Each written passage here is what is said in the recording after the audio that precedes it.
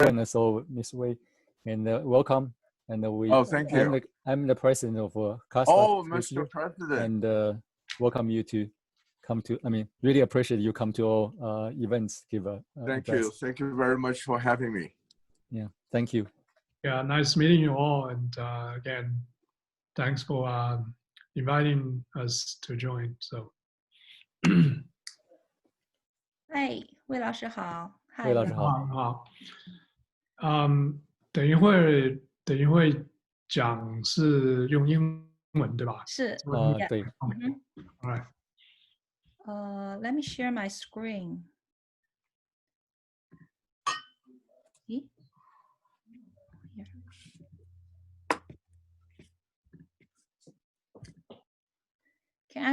Can everyone see my screen? Yeah. Mm-hmm. So yes. It's the college planning? Yeah. Okay. Okay. Most of the students are graduate. This graduate 2020 graduate. High school. Are they? Most of not. Oh, they're still in high school. Yeah. Okay. I think mostly with their parents. Yeah, parents and high school. Yeah.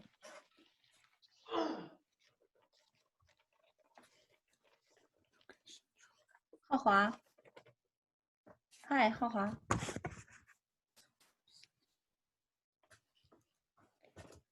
小燕 Hi. Can you hear me? This is Yeah. William. 对，嗯。 So just let's begin. It's already 2 o'clock.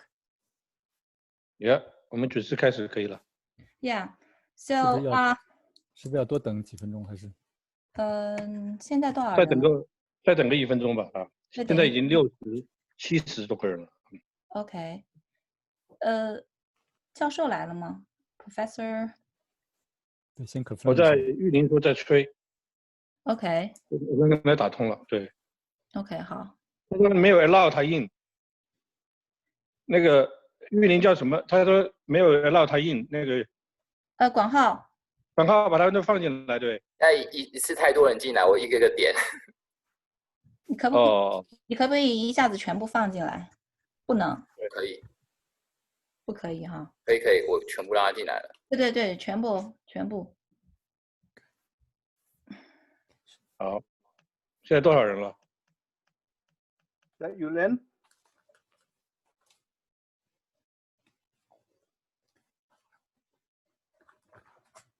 Hello? You need unmute. Hi, Professor Mark Stalick. Nice to see you. Good to see you as well. Yeah. I'm by the way, I'm the MC, Catherine. Okay. Hi, Catherine. Hi. I knew exactly one name, and so I figured if I tried that name, someone would respond. It wasn't your name, unfortunately. Okay. Because my Chinese name is hard to pronounce it. Understood. Yeah. I'm Yulin. I'm Jonathan's mom. There we go. Hi. Good to see you. So how many people are already in? Guanhao? Oh, 167 already. Yeah, we have more than 300 families here registered. So Professor Mark Stalick, you're very famous. That's why attract a lot of the audience here. Thank you. I'm happy to help. So. Yeah. Thank you so much. No, you're very welcome. Mm-hmm.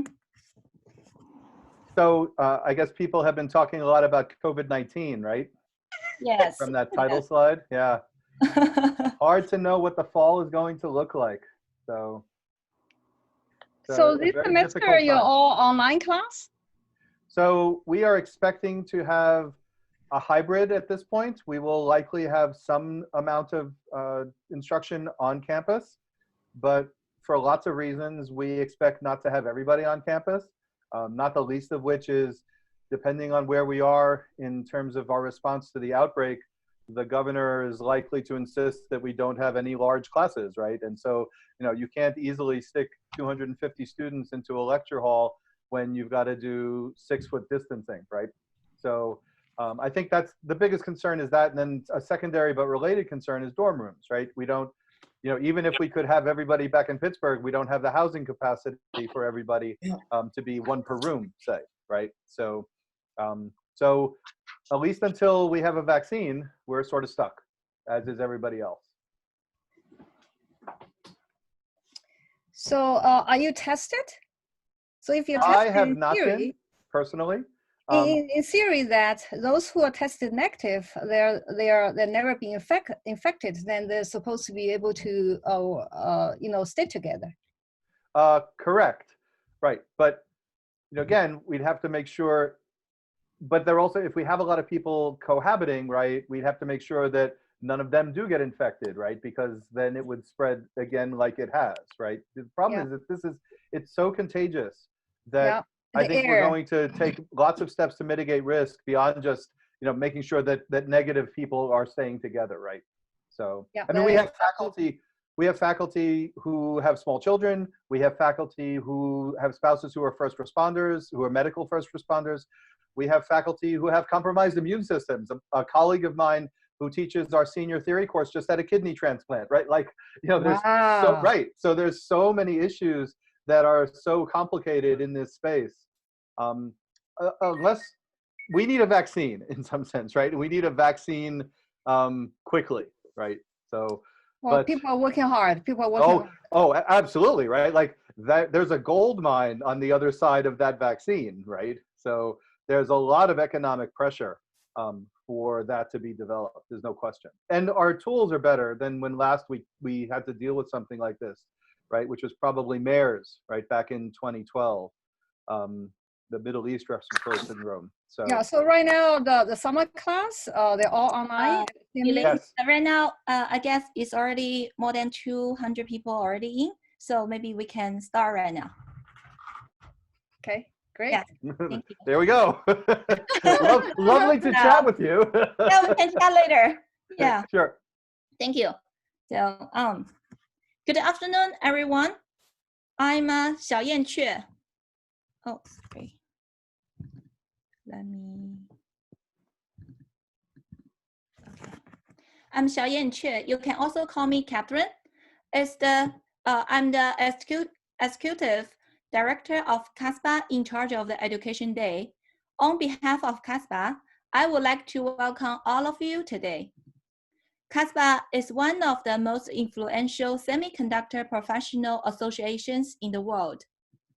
In 2013, Dr. Liang Peng initiated the CASPA Education Day. Since then, CASPA has always dedicated 1 day per year to address the community youth needs. On Education Day, our passionate speakers share academic resources and life skills. We have invited experts like educational specialists and professional leaders to inspire both parents and students.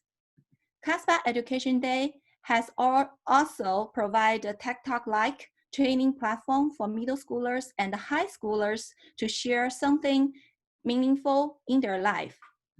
This year, we host Education Day online. Our agenda today is like this. We will have 2 presentations. Our 2 speakers will share college planning with 2 different angles. After that, we will continue to discuss the topic by panel from college students' perspective and parents' perspectives. If you have any questions from our speakers, please leave messages in the chat board and keep muted during the meeting. First of all, let's welcome the CASPA chairman and president, Dr. Song Xue, to introduce CASPA. Please.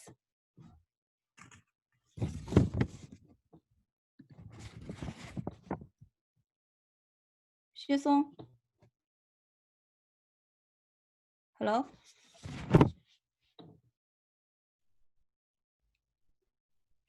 Song, please unmute yourself.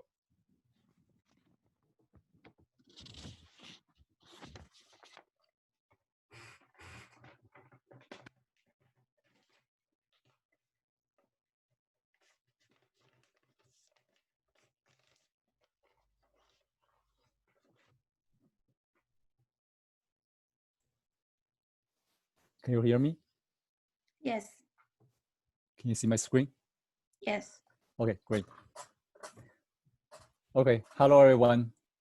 Good afternoon.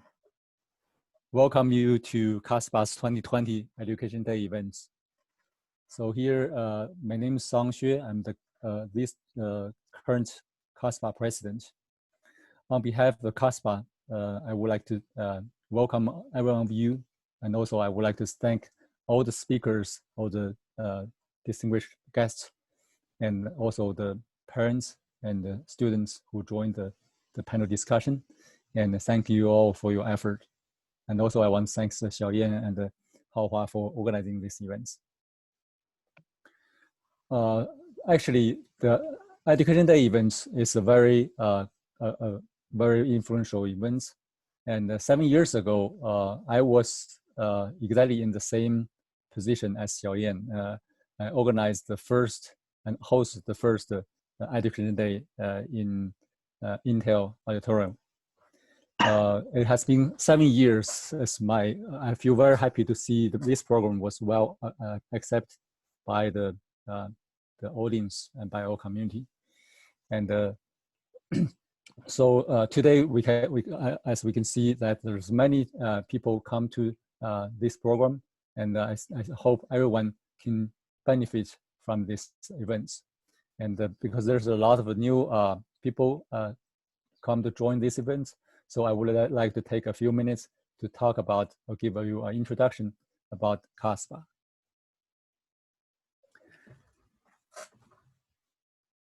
So CASPA, it has a very long history, as you may know. We were founded in 1991. So to this year we already get 28 years, and this year will go to 29 years. We are a non-profit organization for professionals in the semiconductor and high-tech industry. We have overall more than 6,000 individual members, and we have over 70 corporate sponsors. And worldwide, we have 11 chapters. In the US, we have 6 chapters, and across Pacific, we have another 5. So geologically, we have the headquarters is in the Bay Area, in the Silicon Valley. And also we have chapters in Portland, San Diego, Phoenix, Austin, Dallas, and New Albany. In Asia, we have multiple chapters too. We have Shanghai chapter, Beijing chapter. We have Hong Kong, actually is the Pearl River Delta, which cover Hong Kong, Shenzhen, and Guangzhou. We have Taipei chapters, and also we have Singapore chapters. So what we do for CASPA, so we have a very strong mission, defined for this organization. First of all, we want to promote the technology innovations and to try to bridge the Silicon Valley to the rest of the world. And secondly, we want to facilitate collaborations for business development, especially for the semiconductor and high-tech companies.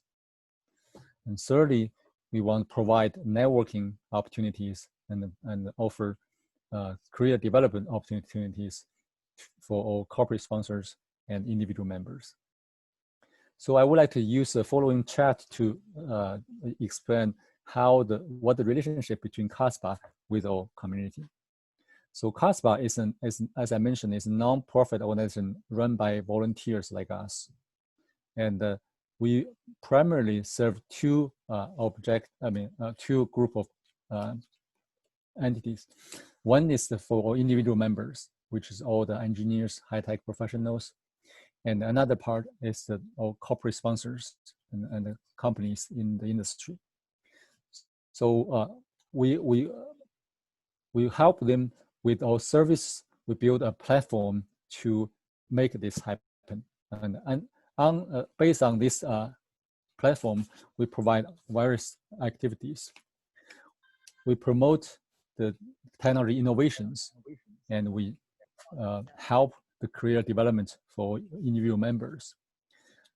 We build we make all kind of connections and networkings, and provide social events to help people to communicate each other and then get both on the technology side and also on the daily life. And also we help to promote or help the business collaborations to encourage the collaboration and find the new opportunities for business development. Furthermore, we also have all reach out to the youngs, to the next generation of our kids, like what we had today for the education events. So with all this event, with this platform, we offer various kind of events. First of all, for the we provide symposiums. Actually, each year we have 2 symposiums, for spring symposium and summer symposium, and also we have an annual conference. And for those events are more kind of mainstream, the signature events for us, and we invite top the top people, the CEOs and VPs from leading technology companies, to share their vision and to exchange ideas. And also we organize corporate mixer events to help the networking and the business collaborations. We every year we also organize job fair for the corporations and the individual members.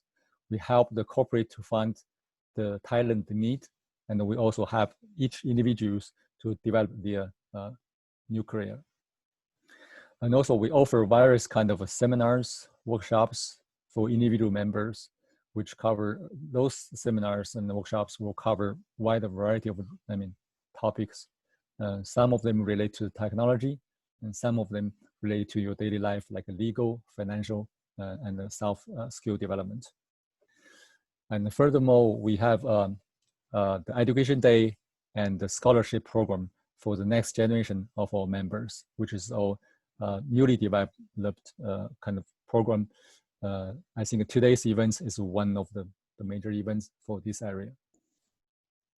So here are the companies who support us. We got more than 70 corporate sponsors. Actually, maybe it's not all the list. Here are some faces. I think maybe, I don't know if people can recognize who they are, and but those are the people we invited in annual dinner banquet for the keynote speech. This gives you a scope what the CASPA's influence in the industry. As you can see that in the past 10 years, we have invited most of the CEOs from all the famous companies, from NVIDIA, AMD, Broadcom, ARM, Avago, Lam Research, Global Foundry, and also the year before last year, we invited Gary Dixon from Applied Material, the CEO. And the last year, we invited Victor Peng from Xilinx, so give us a keynote speech. So you can, as you can see that our organization is well kind of supported by the industry leaders. And this is the annual conference we had last year, and we have a very strong kind of team to give a presentation. People, beside of the Victor Peng from Xilinx, we have the VP from, senior VP from NXP, VP from Intel, professors from Stanford, and also the senior research leader in the Facebook. This is one shot for the annual conference when professor is giving a speech. These are some photos for the annual conference events. As you can see, the Victor Peng gave a speech, and we have a presence transition ceremony. And as you can see that the bottom left is Chi-Ming Ho, so the famous Berkeley professor, for the founder of the FinFET technology. And this is the banquet scene. And also in the spring and summer symposium, we also invite various different leaders from many famous companies and universities. this is one of the conference we had. Besides that, we offer a kind of special platform for the corporations. We have executive clubs and mixers to give them opportunity to communicate with each other and discuss what they can collaborate in the business. We also organize different type of different delegations to Asian. Each year we have 3 delegations. One goes to Taiwan, and one goes to Beijing for BIMS, and one goes for Shanghai for Semicon China. As I mentioned, we have also the symposiums to address all the leading technology and what the trend we need to follow. We have all the panels discussions to share the idea and the vision about the future technology. And also we had education day events like today, and also we offer the scholarship every year during our annual conference.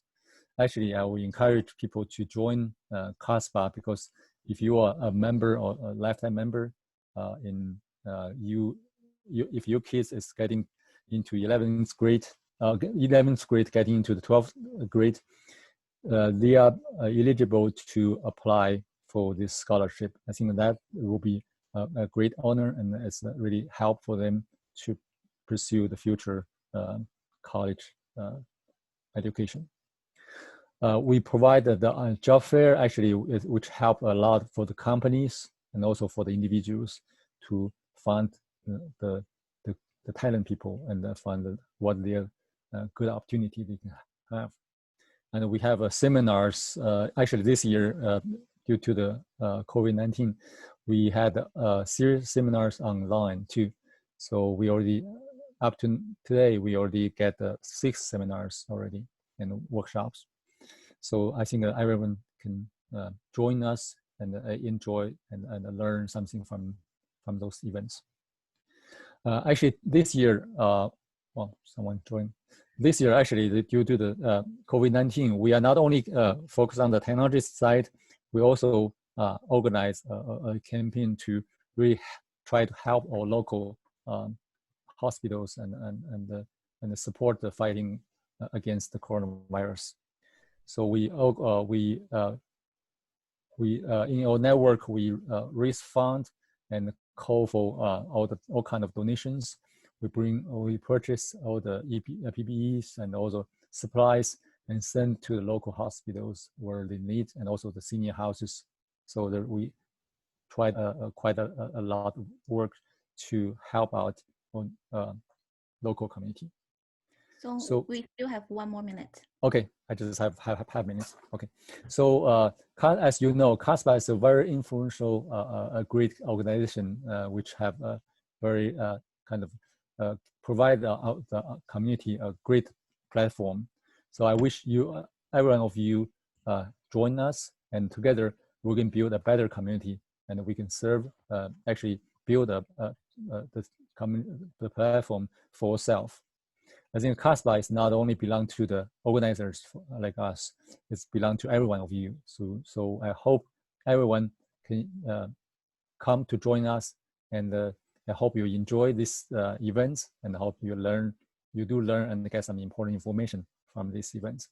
Thank you. Finally, I wish this event will become another successful one. Thank you.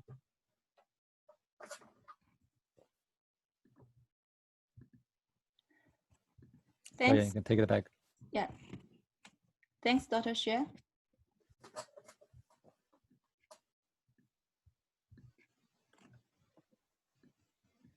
After Dr. Xue's introduction, I believe everyone already know more about CASPA and welcome to be part of CASPA family.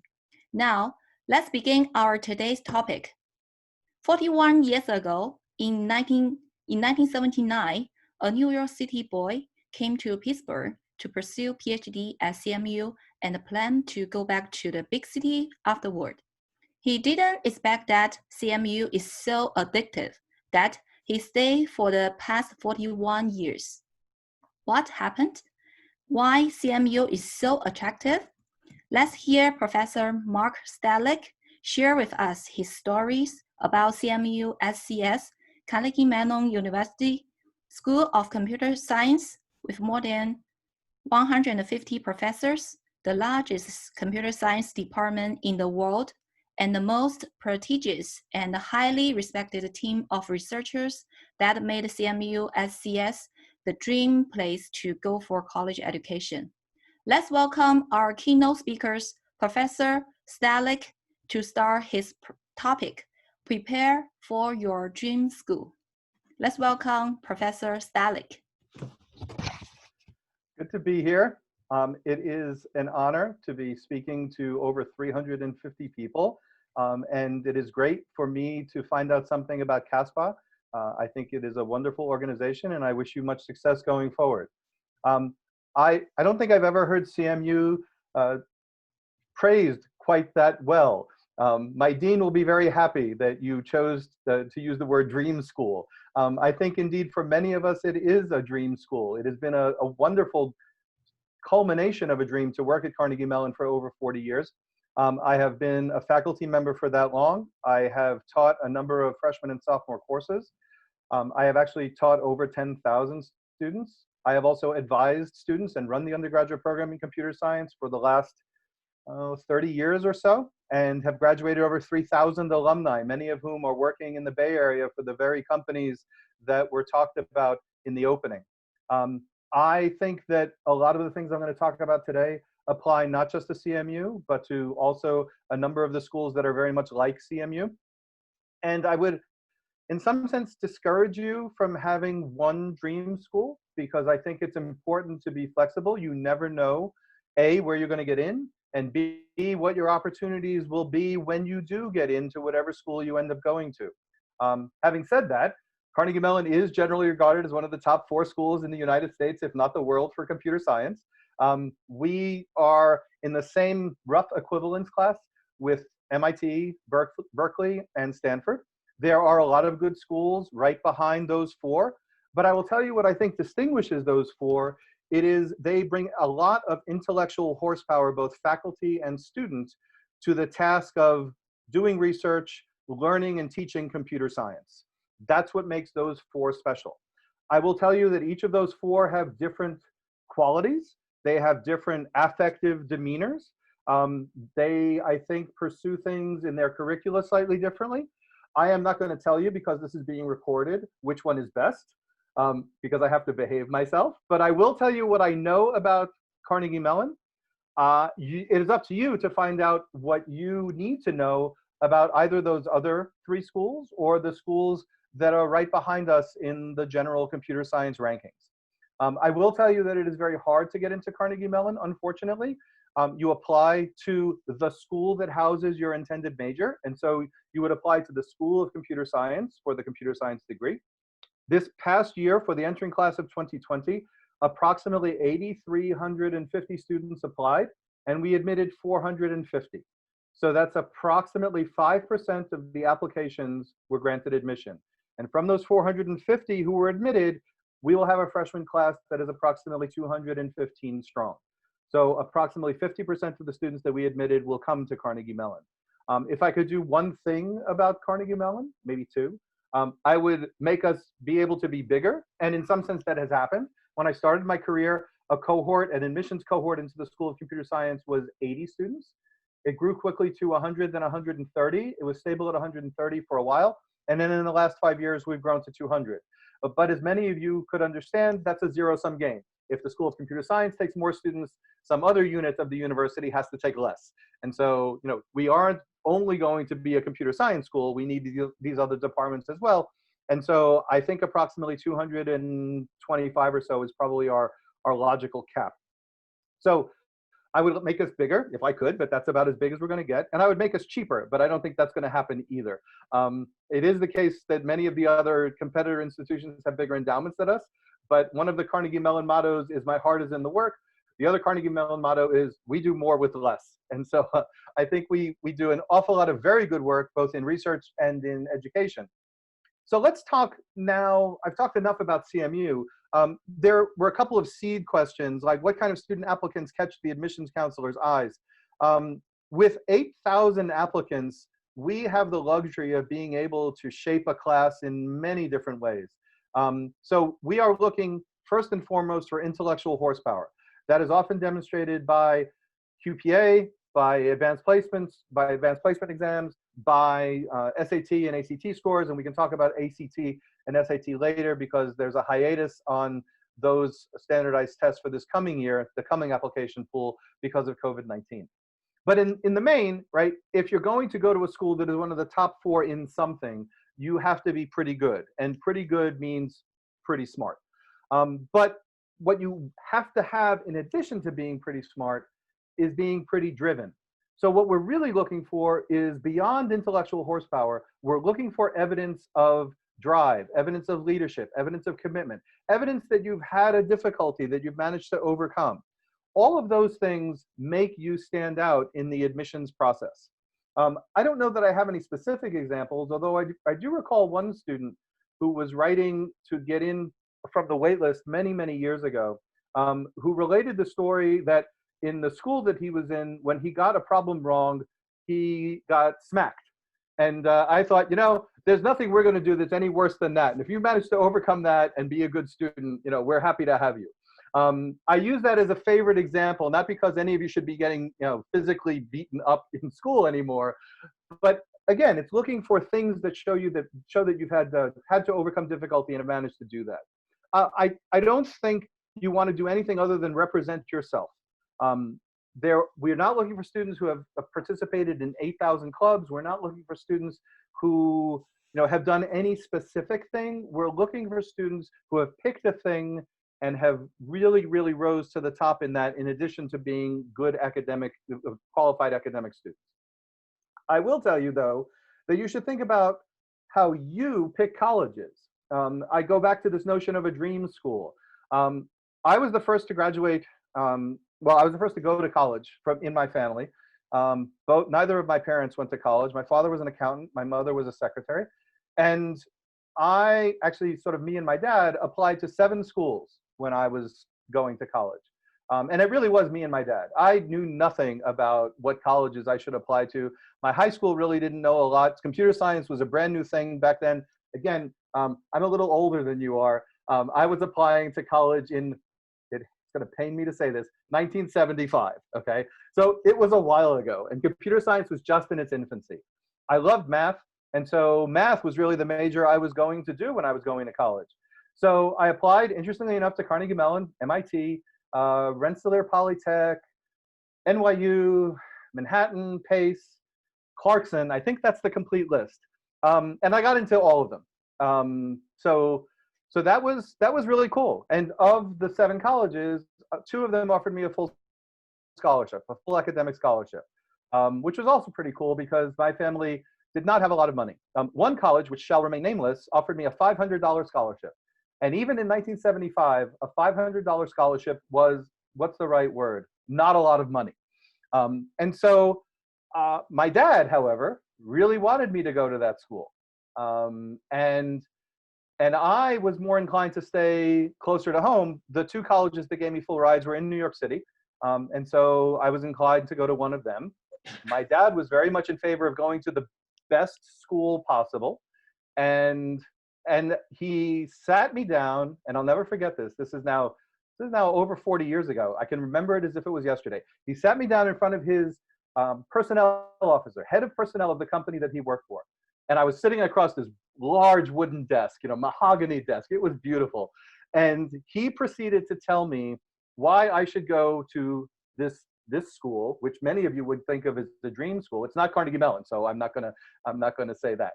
But I won't say what school it was. So he said, why wouldn't you want to go there? Why would you want to go to Pace, which is the school I went to? Pace University is a New York City university just in the shadow of Brooklyn Bridge. It started as an accounting school about approximately 100 years ago. And so I said, well, it's close to home, so I don't have to worry about room and board. They gave me a full scholarship. I was a debater in high school. I can debate in college. Those are all things that I am interested in. And so his response to me was, but if you go to school X, that name will open doors for you.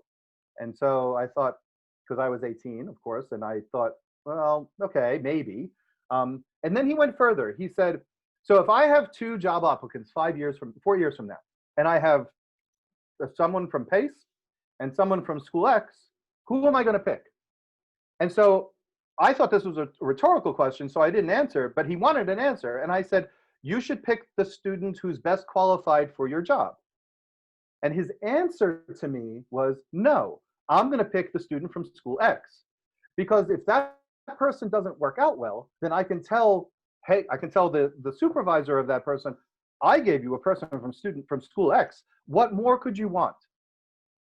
And in my 18-year-old hubris, I sat there and thought, that can't be how the world works. That it has to be the best person for the job. It can't just be what name you attach to your degree upon completion. And while my dad thought this was going to actually make me want to go to School X, it turned out that it made me completely not want to go to School X. And as it turned out, I visited School X and decided it really wasn't a best fit for me either. So here I was admitted to every college, including a number of very prestigious schools. I went to Pace University, which was a little-known school in the shadow of the Brooklyn Bridge, and I ended up doing research. We had a small math department. I was one of 15 math majors at the time. I did an undergraduate thesis, which I presented at a competition in Kansas. I, as a result of that work, have an Erdos number of 3, and I got into Carnegie Mellon as a PhD candidate.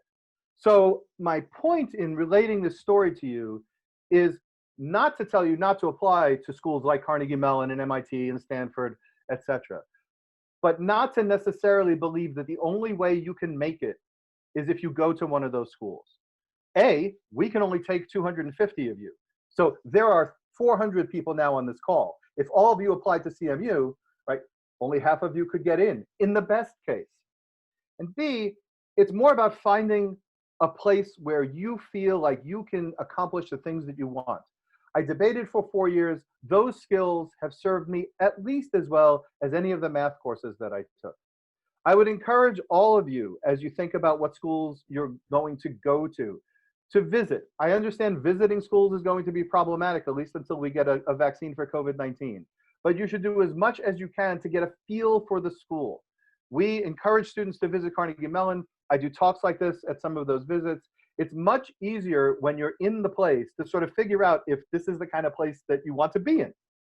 If you can see yourself in the students that you see on campus, if you can talk to professors and they're actually interested in who you are and what you want to do, right? If the people seem knowledgeable about their degrees, if they understand something about how to talk to undergraduates, those are all important side effects. I will tell you this, and then I'll talk about sort of Carnegie Mellon a little bit more deeply. I liken choosing a college to nothing so much as when my wife and I were buying a house. Now, I know none of you as students have done this, but the parents will appreciate this. There were houses that we could walk into where our realtor was showing us that as soon as we walked in, we spent maybe 2 minutes, and already either my wife or I decided this wasn't the place for us. And if we ignore those feelings, we would have ended up in a house where we were never comfortable. And I think picking a college is very much like that. Go and visit these places. Feel or see if you can feel if you're at home. And if you are, then indeed, that would be a place that you would like to hopefully get into and ultimately pursue your college career. And I again, cannot encourage you enough to do those visits, get that information, talk to students who are there, see if they are comfortable.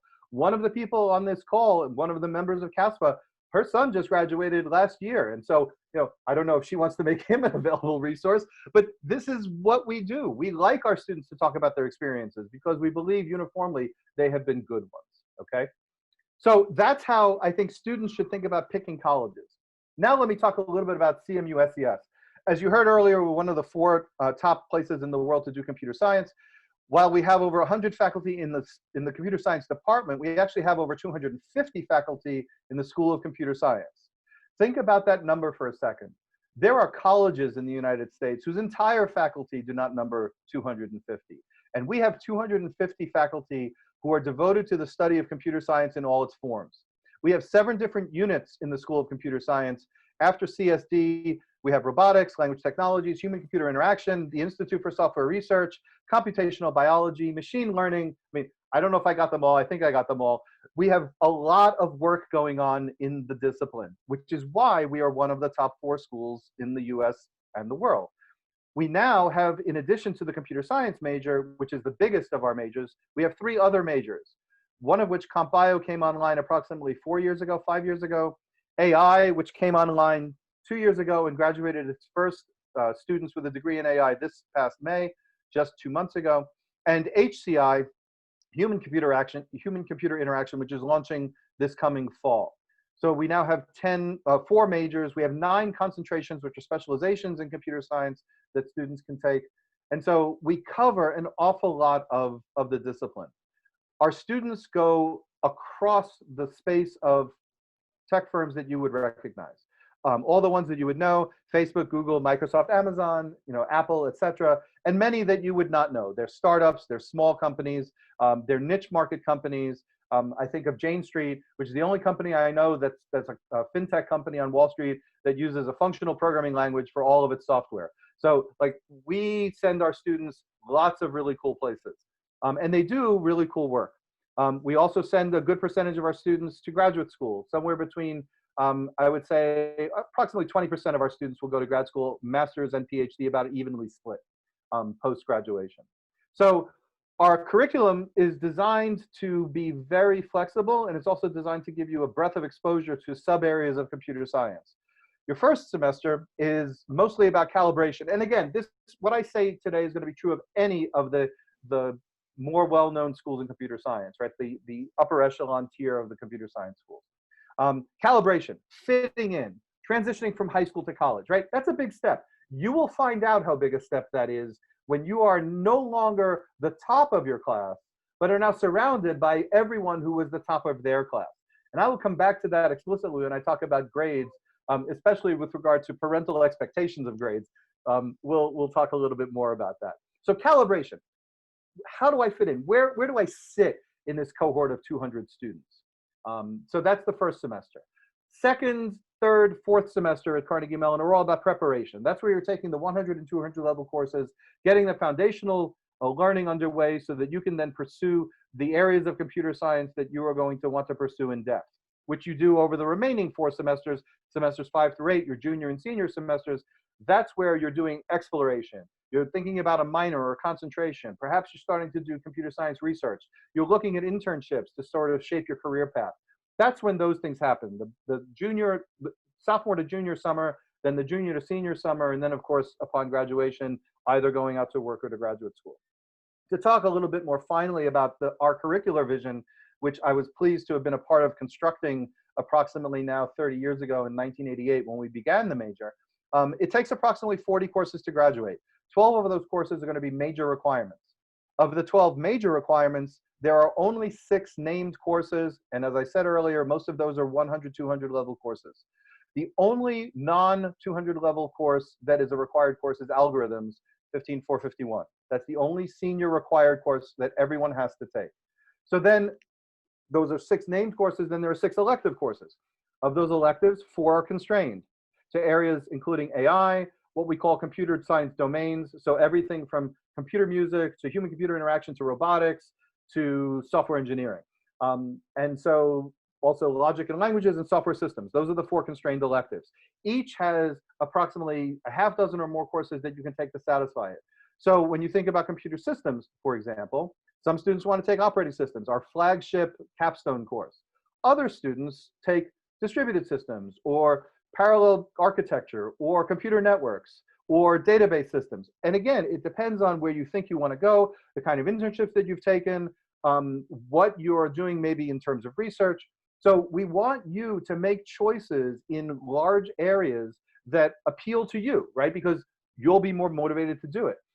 It turns out with all the faculty we have at our disposal, all of our courses from the 100 level to the 400 level are taught by domain experts, right? Nothing is taught by a faculty member who is new to a discipline, right? It's again, one of the primary advantages of coming to a place like CMU, right? You have 250 faculty at our disposal. Amazingly enough, I, as the director of the program, have 250 faculty at my disposal too, to make sure that people who are teaching the courses are the domain experts in those disciplines. So now that's the 12 courses for the major. There are now approximately 36, 38, 26, 28 other courses, 40 courses in total. Of the entire 40, there are only 12 named courses. So 6 in major, 6 outside the major. Most of those 6 are math and English foundational courses. So 2/3 fully of the curriculum is open to your choice. And I think that's a really good way to allow you to explore, right, things beyond computer science, but also things of your interest.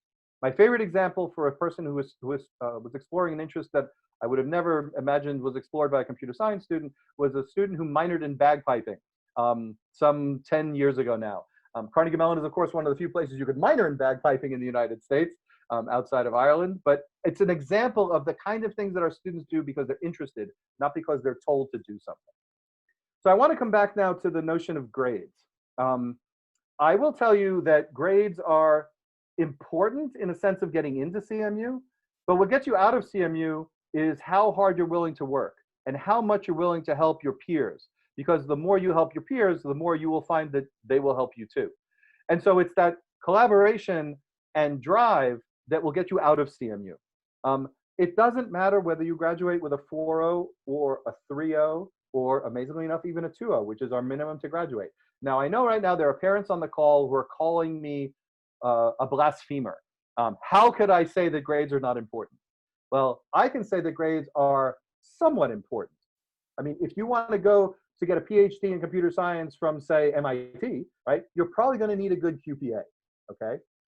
You're going to probably want to have a good QPA to do certain specialized things.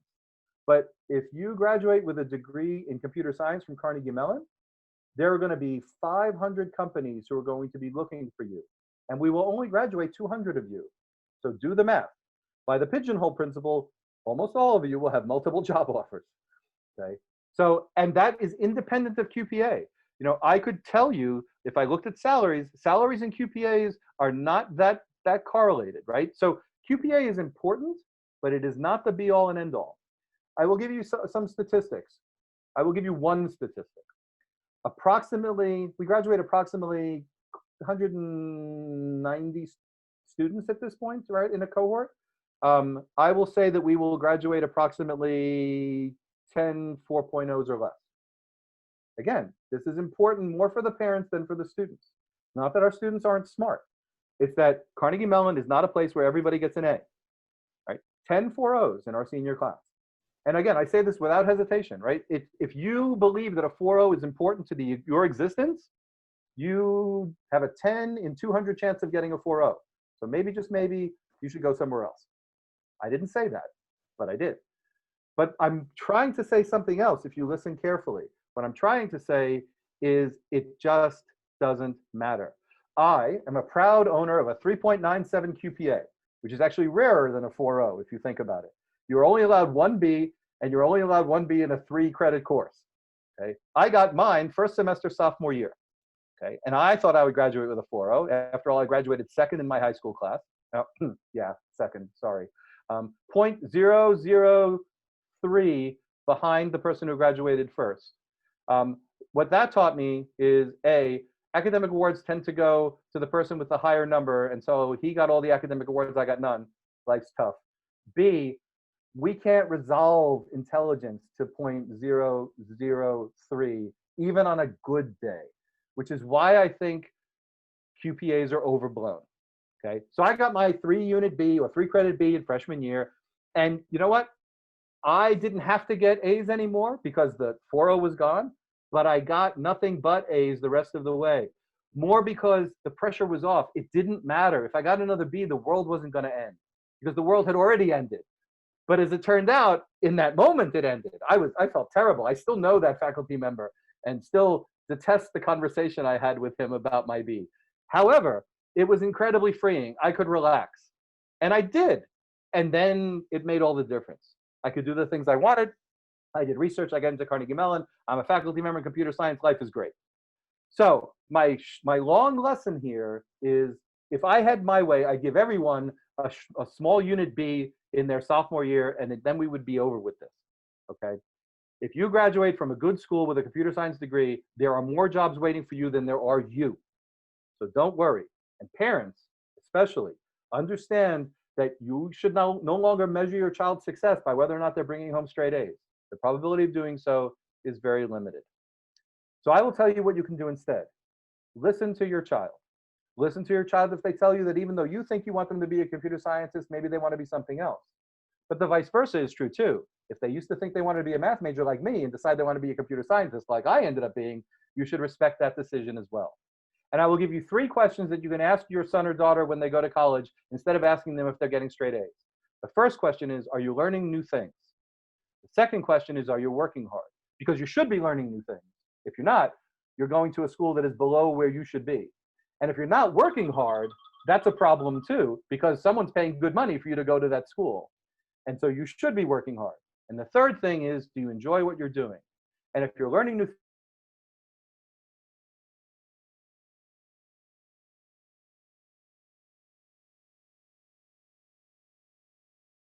which is actually cool because this is where I wanted to stop.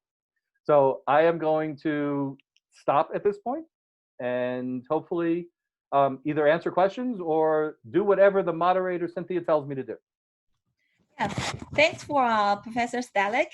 It seems right now the room is already more than 400 people, so you have a lot of fans here. So, but I'm sorry that I can only open 2 very short questions. And so there's one, William Kong. William Kong. Hi, Professor Stalick. On behalf of the CASPA family, again, we are so excited that you can be with us, and we are really grateful that you spend a beautiful Saturday afternoon with us. At least it's beautiful here in the Silicon Valley. I don't know where you are. It's actually sunny here too, so oh, great! Not often the case. So, yeah, because of time, allow me just to ask somewhat, and it has been truly inspiring. I mean, especially when you mention your own experience through PACE, making a decision about your picking a university. Very, very, very much appreciated. But because of time, allow me to ask somewhat a parochial question, and that has to do with, and you mentioned a little bit about that, test optional. We heard so much about that because of COVID-19. Now, specifically, my question is this. Yeah, of course, it's difficult for the rising seniors to get into SAT anymore. They decide not to have, a home remote test. The question has to do with, should a student make a huge effort trying to take the SAT, knowing this is optional? And what does optional really means in a school like CMU, where I look at your website, middle 50 students got almost close to perfect scores. So is correct that my assumption that if the students expect him or herself to get, not bad, but high 600, low 700, maybe they shouldn't even bother to waste time. They should dedicate time learning something else instead of preparing for SAT and ACTs coming in the fall. So it's a fair question. This year is our first test optional year because precisely of the COVID issues.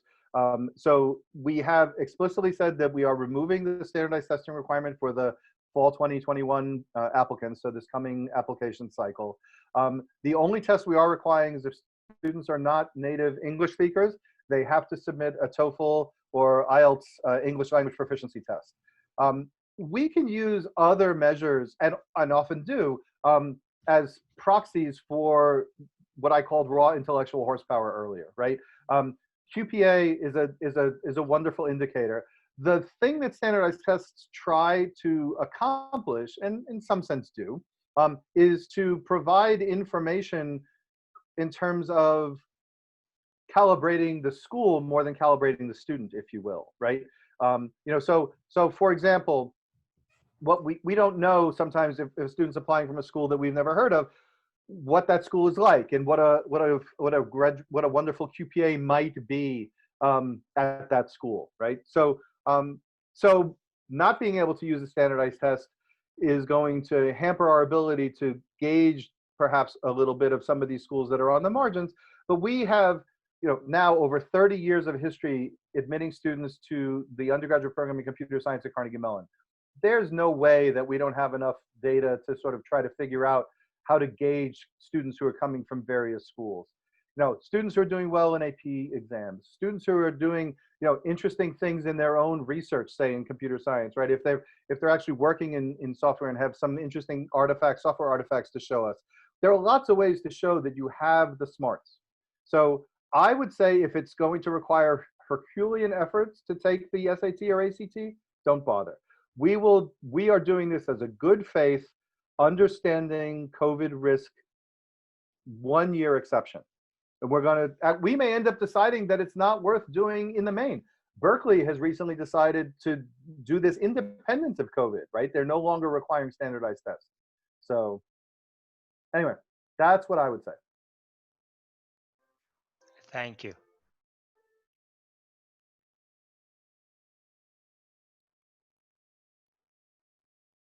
Other questions? So yeah, you need to open your speaker. Oh, yeah. I'm saying that I'm so sorry that we don't have any more time to stay. We'll have to do this again sometime then. Yeah. So thank you, Professor.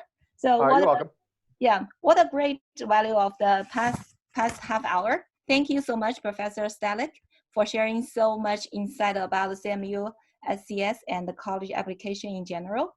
I bet your generosity to share has inspired so many families to be eager to see if they can work together as a team to have their precious kids to be accepted by CMU SCS.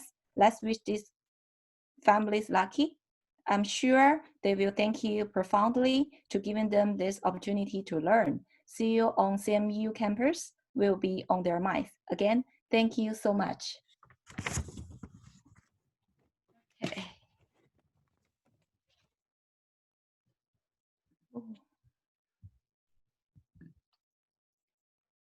So am I free to go? Yes. I just want to be sure. Okay. All right, cool. Anyway, it was wonderful speaking to all of you. And I do indeed hope to see some of you at Carnegie Mellon either this coming year or next year. Look me up. I'm happy to chat. Thank you, Professor. Thank you, Professor. Okay, take care. Okay. So everyone, dear participants, we felt it is important to give you updated on current bill regarding education. I will let Danny Huang, CASPA 2019 President, to introduce our special guest, Mr. Kenshin Chu. Hey everyone. Recent COVID-19 and the human rights protests are shaking our nation and affect everyone. Dear CASPA members and families, I'm Danny Huang, the former president of CASPA 2019, and currently serve on the advisory board. We are honored to have a California State Assembly member, Mr. Kenshin Chu, to give us an update on the registration regarding education. Kenshin Chu was elected in 2014 to represent California's 25th Assembly District and the member of quite a few committee chairmen, including the newly created Committee for Hate Crime. He also initiated many bills and they passed into laws. Before Kenshin got elected to State Assembly, he was San Jose City Council member from 2007 to 2014. Kenshin is also a longtime advocate for education. He was elected to the Berryessa Union School Board of Trustees and studying as a public servant for our community since 2002. Currently, Mr. Chu is a candidate for Santa Clara County Supervisor. Let us welcome Mr. Chu.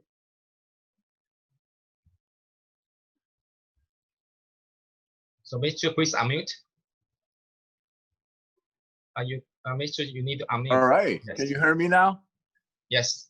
Oh, great. Thank you very much, Danny, for this introduction.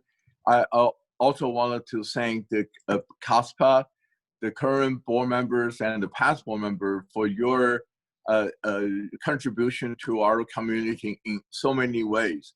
I'm so glad that during this COVID-19, you also step up to the plate and help donating many of very much needed the PPE. I hope all the families are well, and I'm very, very honored to have the opportunity to speak to all of you again. I think I was invited 1 year, I think 2018, or no, or more, or earlier, to speak to this students. And they really, really inspired me for the desire of changing the world. So I want to also congratulate all the students to have this opportunity to have this discussion with many of the educational leaders, and also I had the opportunity to speak to you. And the state budget is not very good, and I know I only have 3 minutes. I don't want to devolve too much on the current crisis that we're facing in terms of the COVID-19 and terms of the social unrest. But there's a long, big kind of a very contested issue, or a bill that we just passed the state assembly last Thursday, which affect many of the Chinese families.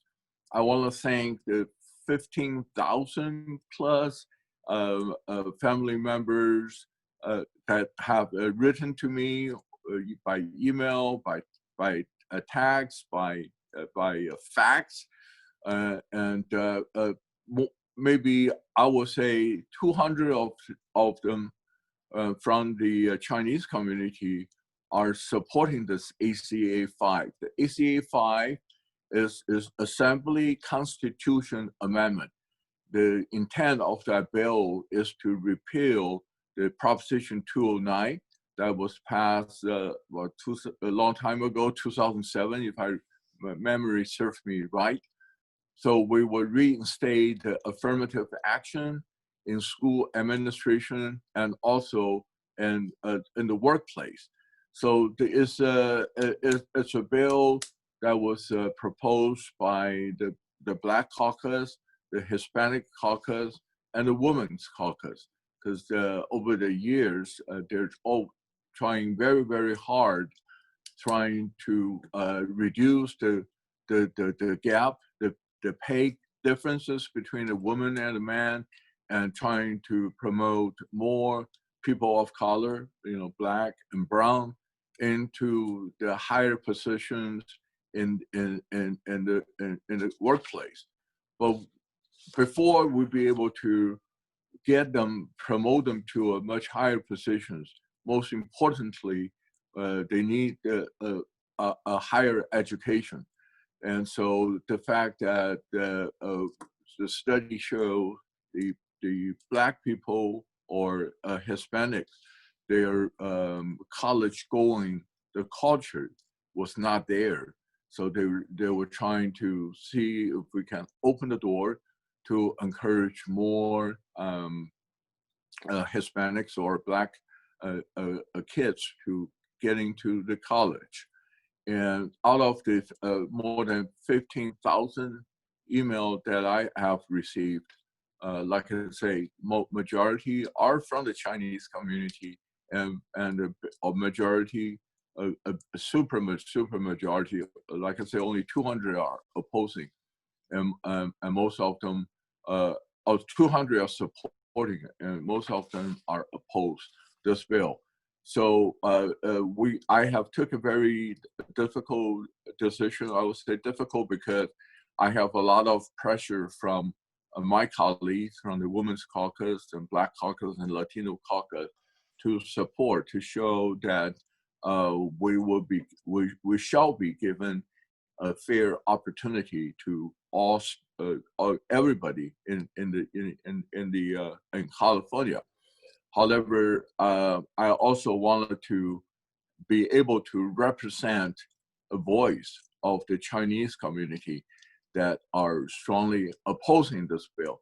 So as a result, we negotiate very extensively, trying to remove the college admission from this ACA 5. But like as mentioned, that they felt that it is the most important piece in the legislature to allow more Black and Hispanic community the student to get into the higher education. So, but that's why they don't want to take my amendment. And so when it came to a vote, I abstained my vote, which is really a way that in the state legislature, we trying to tell the author that I agreed the principle and as a part of your bill, but I want you to keep negotiating with me on some of the amendment. So I abstained the vote, but they still got 60 votes. And so it passed the assembly floor pretty much very swiftly. Because it's a constitution amendment, the law required that we need 56 votes. And they obviously got more than the threshold. So this bill will be going into the Senate. And again, in the Senate, they will also require 2/3 majority to support it before it will go to the governor's desk. And if the governor signs it, then this bill will become a proposition in this coming November election. And it is a very dangerous proposal because any proposition that we be able to put on the ballot, the state law only require or limited us to 250 words to describe a proposition. You know, they will not let you to spend 3 minutes of your time to even talk about it. So I'm sorry. We only have 1 minute. Oh, okay. So it is would be a very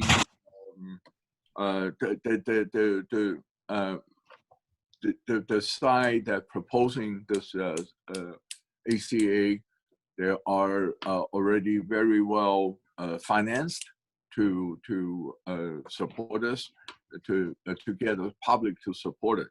So that's really a very quick update.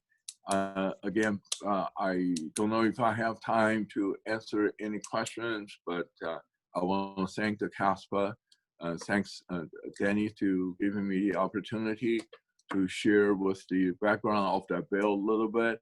And I also want to wish all the students the best of luck. We had a very good presentation by the professor. You know, when you go to the school, when you go to a higher education, you know, you should find out whether you really enjoy what you're doing. I think that's very, very, very important. And we're talking about engineering. Carnegie Mellon is famous for their AI, but I will also encourage the student to consider getting into a different field, getting into politics, you know, because it's really a very rewarding experience that could help you to shape the future for many, many generations to come. With the COVID-19, I felt a lot of pressure, you know, as a Chinese American, and we need more involvement. Thank you very much. Thank you. Thank you. So now let's move to our second speaker, Mr. Xin Wei. Mr. Xin Wei is the founder and the CEO of Ivy Max Academy. And for more than a decade in this industry, Mr. Wei has been helping aspiring Asian students get admitted to Harvard, Princeton, Yale, UPenn, Stanford, MIT, Caltech, UC Berkeley, UCLA, and other prestigious universities. So let's welcome Mr. Wei to give his presentation.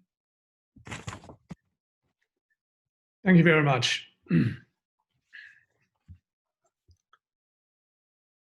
So let me share screen first.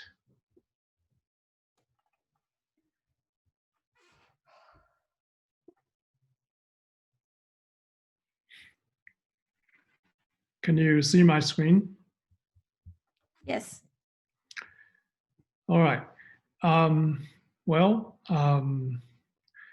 First, the professor has given everybody kind of a glimpse of what a top-tier education can do in young people's lives, and in a way, to a larger extent, to society in general. And then, of course, Mr. Kenson Chu just gave us some heads up on the current headwinds and the upcoming challenges that many of the young people will face in higher education, especially under the current ACA 5 environment, or what it's going to do to our college application and college education as a whole. So, but I want to highlight something else. So as parents and as students, what should we do in order to really enjoy opportunities in higher education and as well as in our future career under all of these current negatives and challenges, right? What can we do? Especially what can parents do? Because I know many of the audience members today are actually parents of high schoolers. So this is kind of a cartoon. Mr. From, Mr. Wei, can you just use the full screen? Oh, sorry. Mm-hmm. I thought I did. Okay. Okay.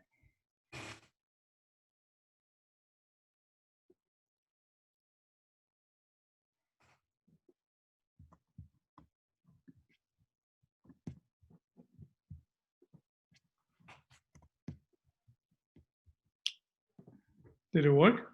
Yes. Is this full screen now? Yes. Oh, okay. Sorry. So for the cartoon, it's obvious, right? The student is going through a college interview, and but parents, please pay attention, right? The dad is actually the chair, and the mom is still doing some last-minute grooming to help their son to really get ready for the interview. So this is a very, very visual depiction of what parents are doing in the whole college application or college preparation process. And of course, and it's not just an Asian American thing. This is actually, mainstream Caucasian American families. And in fact, this is from one of the Penn Alumni Magazine cover stories. And it represents a double legacy family where both parents were actually Penn alumni, and yet the end of the story was actually quite disappointing, and their son didn't get in. So, so at every part of the process, there's challenge, and that challenge goes to so many different parts of society. And as an Asian American family, of course, we are facing even special challenges or new ones that are coming down the pike. So what can we do to really get ready? And I'm not going to say too much about Ivy Max or our background to give students the best advice. But as a company, as an education institute, when we started it, it was always under the mission or under the vision of really giving our young people a much broader perspective in terms of college education. So what the earlier professors talk about, many different choices besides top-tier schools, that is actually an important concept. So as parents, we need to really educate our young generation to be well prepared for future challenges, for society, for their future career. And going to top-tier schools is just one route and one of many different routes. So, so I hope at the end of today's talk, parents can remember many of those higher level messages, even besides very specific tactics and strategies to send our kids to the best colleges. All right, and of course across California, even though under the current COVID-19 situation, all of our centers are closed, but we still offer the full range of services in terms of college planning and preparation work to get high school students ready for college. All right, so today, the focus will be on some of the latest trends, the latest admission data, as well as some of the new developments in college admission process, especially the professor already mentioned, right? Many colleges are considering test optional policies. So is SAT still important? In fact, one of the parents even asked, then do we still need time to prepare for SAT, or do we even bother with SAT at all? Okay, so we'll try to shed some light on many of these important issues. So first and foremost, let's look at some of the latest data. Even though not all the colleges have released their latest data yet, and that seems to be the trend too. Stanford, Cornell, many of the higher ranked schools, top tier schools, have decided to withhold data in terms of their freshman class statistics. So this is actually last year's data. So if we compare 9 years ago with the latest set of data we have for the Ivy League schools, for Stanford, for MIT, everybody can see the numbers have gone down drastically in terms of admission rates. But it's primarily because the applicant numbers have gone up, okay? So as I highlighted here, one such exception is Dartmouth College. So among the top tier schools, if you look at everybody's applicant numbers, Dartmouth didn't increase that much. In fact, compared to 9 years ago, it barely moved. It went up a few hundred students. So that is one of the very obvious exceptions. So when parents consider what kinds of colleges to apply to for their kids, many of these data is very, very important. And it's good to know what the trend is over the last 10 years and last 20 years. But if we look at more than just the applicant numbers, when you consider the admission rates, then obviously they have gone down quite drastically. So compared to 9 years ago, many of the schools are now in the mid single digits, about 5–6%. And again, there are a couple of exceptions. Among the Ivy League schools, for instance, Brown and Dartmouth, both have gone down, but not nearly as much as many of the other schools. So again, there still remains some pockets of opportunities when you are evaluating the school options and various different approaches. Make sure you consult the latest data as well as that trend data over the last 10 years, last 15 years, because many of these trends will give you some, at least, pockets of light or sort of the light at the end of the tunnel for students to really leverage some of these opportunities. But of course, when you look at many of the top tier schools, as I said, the applicant number went up. That's why the rates went down, the admission rates went down. But if you look at the absolute number of accepted students every year or offers they made, is actually pretty bad as well. Even the absolute number for many of these top tier schools have gone down over the last decade. So, but again, there are exceptions, and Yale is one of the exceptions among the top tier schools. It's simply because 3 years ago, they built a brand new undergraduate student dormitory. So now they can actually house about 300 more students. So as a result, about 3 years ago, they started admitting a little bit more, even though not quite 300, but 200 more some students from previous years. But unfortunately, that trend went up only for the first year and then immediately start going down again. So many parents kind of are wondering why the absolute number are going down when more and more students are applying. Well, among the top tier schools, they have become even more attractive in the last 10 years to the college-aged population. So compared to public schools, many of these top tier private schools have been able to increase the yield.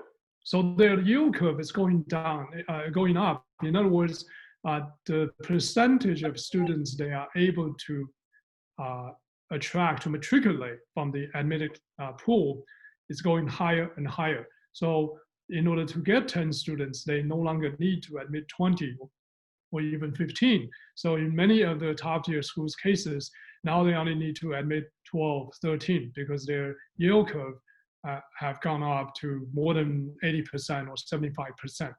So that's why they don't even need to admit the absolute number like 10 years ago or even 5 years ago. That is one of the very, very noticeable trends that we have seen over the last decade. It's almost the same situation for all top tier schools. All right, but again, among the top tier schools, besides schools like Harvard and Stanford, which have extremely low acceptance rates, those are about 5% or actually lower than 5%. And of course, in the regular round, it's not even the overall 5% anymore. It's literally 2 to 3%. And guess what? If we look at those numbers even in more detail with regard to Asian American applicants, that rate is much, much lower. In fact, for many of the top tier schools during the regular round, it's about 1 to 2% for Asian American applicants. So why?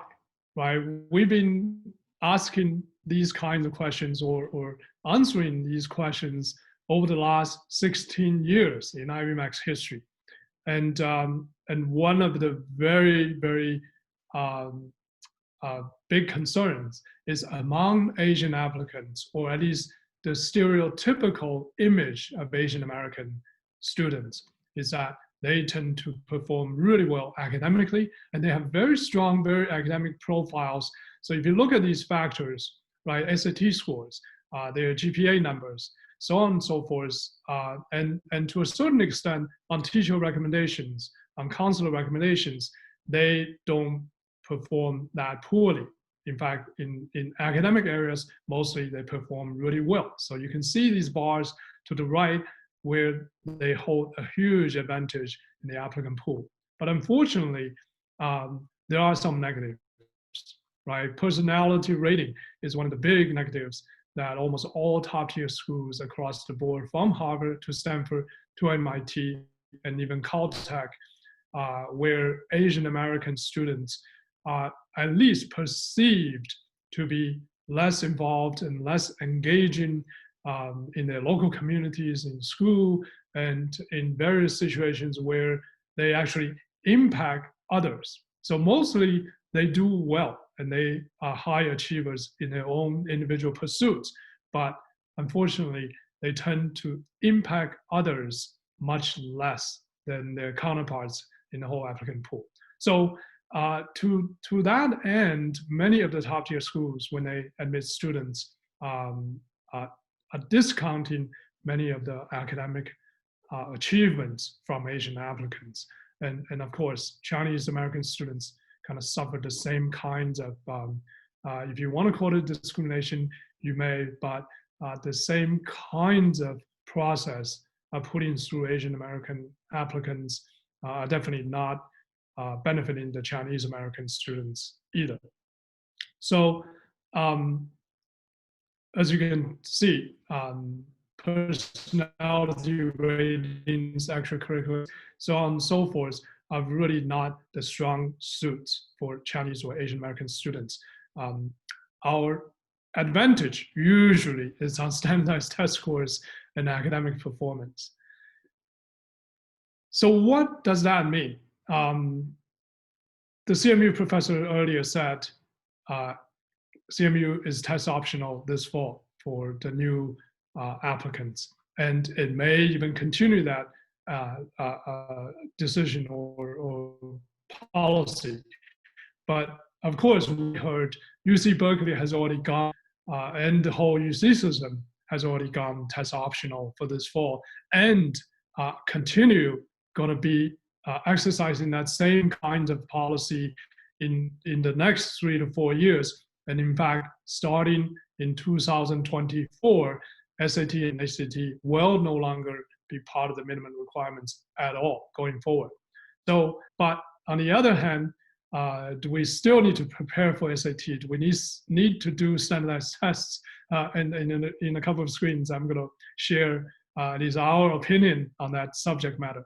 But again, this is not just because of COVID-19, and it certainly didn't just happen this year, right?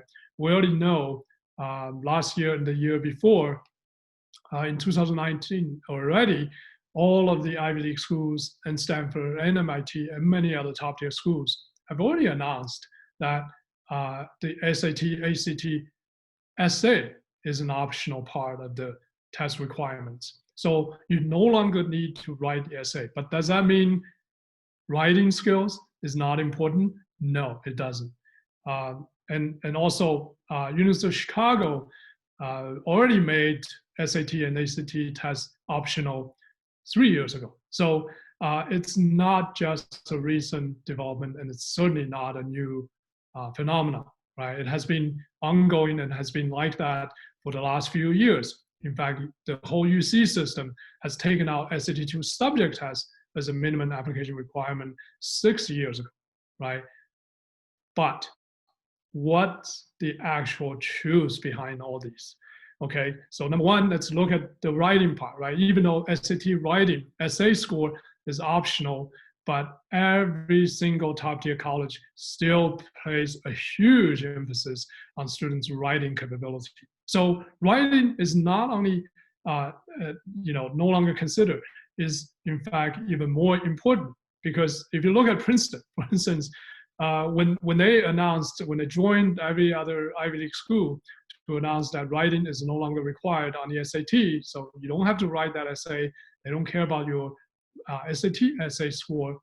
Immediately, the day after Princeton announced, started from last year's applicants, you have to supply a graded and commented English paper from your high school class as part of your application. So you can tell writing is still hugely important, even though they don't look at the SAT essay score anymore. They still evaluate students' writing capability. And in fact, this essay requirement for many public schools, students were at a loss because they never even received a detailed commented essay from their teacher. In fact, many of the grades were even delayed or late in many cases. So if you don't have such a paper with a grade and with very detailed comments, you already will be disadvantaged when you submit that paper to Princeton when you apply. So top tier colleges have been relaxing these application minimum requirements in terms of taking standardized test scores and all the various numbers out of the minimum application requirement. But it doesn't mean their admission criteria has changed. So that concept is hugely important. Parents and students really have to know what the actual truth is behind all these policy changes. So in terms of the SAT, same thing. So Berkeley and UCLA and all the UCs, right, as I said, have taken SAT2 subject test scores out of the minimum application requirement. But if you look at Berkeley's last year's admission statistics for the freshman class, this year's is not announced yet. But if you look at last year's published data, Berkeley's incoming freshman members average 3.8 something in terms of number of subject test scores. So that is what really matters, right? You look at the admission data, the admitted freshman class, what do those students have? Those reflection of the admission criteria. So don't just look at the minimum application requirements. That doesn't really make sense. So in a way, with more students without a test score who are also applying and competing with Chinese American and Asian American students to the country, you need to have an even higher score to be just as competitive as before. Because now those students who may not have scores, but if they have very competitive soft qualities and they become competitive enough to be admitted, well, there are going to be less or fewer spots available in the admitted class. So as Asian Americans or Chinese Americans, you need to have higher scores to maintain your competitive advantage. And now, of course, without test scores or with less of an emphasis on test scores, we need to even focus more on many of these so-called softer qualities, right? Not just personal qualities, but your leadership potential, your community service work that represented teamwork skills, so on and so forth. And these are all evidenced in many of these kinds of examples I'm going to show you. In this particular case, students who's heading to Princeton not only have a very strong academic profile, but look at the activities as well, representing the students' empathy as well as capacity to impact others, impact his local communities. And of course, she's heading over to Yale University, and over her high school career, again, many of these softer competitive advantages are reflected in her activities, in her summer planning, in her summer pursuits as well. And of course, just like the previous two students, even students who head over to Cornell or schools like CMU to study computer science, computer engineering, present the same kinds of profile as well, and who have really leveraged our platforms over the years in terms of pursuing extracurricular interest and really making the contribution, making a mark in local communities. Same thing is true with this student who is joining in her older brother at MIT to study STEM fields. And same is true over the years. I've personally worked with her on many of our humanitarian efforts in Nepal, in the Bay Area, as well as in other places overseas and across the country. So the bottom line is whether you study STEM fields or humanities, or as this example shows, a student who's heading over to Wharton to study business, again, you have to get engaged and get involved and get out of your comfort zone to challenge yourself on not just academic pursuits, but also extracurricular pursuits, especially civil engagements and community engagements, to really show your impact and your willingness and capacity to contribute to society and, to of course, to your school and local communities. All right, so the whole college process, the admissions process, is really a holistic approach. For parents who have heard that phrase from the UC system, they are definitely moving towards that direction, just like all top-tier private schools. But, for example, at Stanford, they look at all various different criteria. And I'm not going to go through each one of these in detail because of the time constraints today. But as you can see, they not just look for academic profile or your competitive advantage in that area that are represented by your numbers and competition awards, so on and so forth. But your whole intellectual vitality, how curious you are to pursue knowledge, is also a huge area of consideration for top-tier colleges. So it's not just your school classes or summer activities.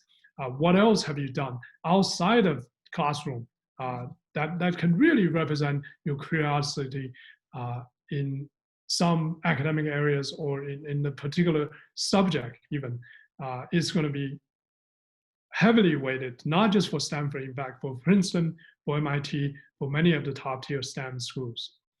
And then, of course, as I said, extracurricular pursuits and the context, right? The general circumstances under which you have developed your skills and competitive advantages are also consideration for top-tier schools. Mr. Wei, we only have 1 minute. All right. So again, as I said, many of the top-tier school admission offers, for example, in this particular case, the student is going to Stanford. Her Stanford admission and Penn admission letters are not the only communication from admission officers. In fact, they wrote personal notes. And on these notes, it's easily understood that many of the students' personal and extracurricular pursuits are the highlights. Those are the things that admission officers really paid attention and even highlighted out of the student's profile as reasons why they should join the freshman class. All right, so I'm going to talk about specific action plans. Obviously, as many of the previous slides already show, your volunteer and community service work, your extracurricular pursuits are really going to be the much more important areas of concern, especially under the current circumstances with many of the schools going test optional. So in a way, in high school, the most important thing is really to figure out what your mission in life is, not just the particular field you wanted to study or the major. And that goes with Stanford as well as with all top tier schools. So what are our specific plans of actions? In terms of community engagements, right? I already mentioned a few. So coming up in June, in fact, we'll have a whole series of activities. The National Youth Debate is one to really guide students and allow them the opportunity to pay attention to much bigger issues during this pandemic crisis. And then, of course, on Father's Day, we also have a big COVID-19 fundraising event. So for students who are interested in such efforts, please join our current groups of students. Now, of course, this summer, for this summer, there are a whole bunch of opportunities, including our full-credit, full-grade AP classes, and enrichment classes that are other than full credit ones, as well as SAT prep, right? I mentioned, even though many of the schools are becoming test optional, but SAT test is still going to be the hallmark for college preparation efforts. In terms of Asian Americans, it actually becomes even more important. But anyway, so besides SAT, of course, there are other things as well. For instance, for the rising seniors who are going to apply to colleges, right? How to really write that winning essay is going to be critically important as well. So Ivy Max will put out our collection of winning essays and the expert editors' analysis and discussion as well about these essays, and as well as very specific essay workshops that are coming online in August to help rising seniors for their college efforts. And then, of course, finally, we have weekly Friday afternoon webinars to give all kinds of information. And in fact, in June, we have successful parents and students to share their success stories. And interested parents can also join us on those weekly seminars, online seminars on Friday afternoon. And last but not least, we have specifically crafted a group for the CASPA parents who are interested in various different opportunities, this pandemic crisis, as well as in the next few years. How do we better prepare our children for higher education and of course for their careers beyond college? And again, lastly, I want to thank CASPA for this opportunity. We have joined CASPA actually in their first year's education day at the Intel Auditorium, and today I'm happy to again join all the other prestigious speakers and share our views on college preparation and college admissions with parents. Thank you very much. Thanks, Mr. Wei's comprehensive and cutting-edge information for college planning. I believe you already helped a lot of the family during your presentation. Thank you so much.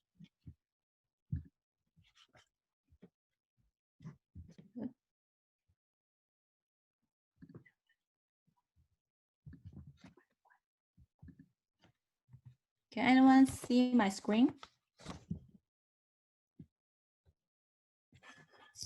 Yes. Okay.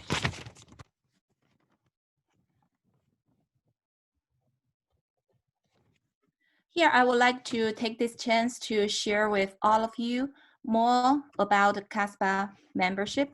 Being a CASPA lifetime member, you may enjoy a lot of the benefits because today is. You didn't show the slide. Yeah. Can you see it? Let me see you. You just share the screen. Okay.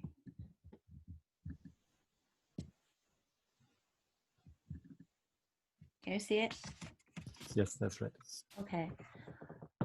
Being a CASPA lifetime member, you may enjoy a lot of the benefits because today is Education Day. I will only mention some benefits related to our next generation. CASPA offers a scholarship program to the kids of CASPA members. If your kids is in 11th grade high school students stepping into 12th grade, they are eligible to apply. However, there is a restriction. You need to have the membership for more than 6 months prior to this application. So you are welcome to join earlier to enjoy this benefit. In addition, we also can sometimes provide a special technology education program to the kids of our members. One example is that on the coming event in July, we would do a showcase of High Five Inventor. It is a RISC V-based development board. Your kids may have an opportunity to learn, explore, and create their own small application in this IoT hardware system project. CASPA is going to give several selected members early access to this innovative board and tutorial material. For the qualified volunteers, you will need to do a small project, and the company will issue a certificate upon completion. Next session is our exciting panel discussion. Our college students will share what makes them so special.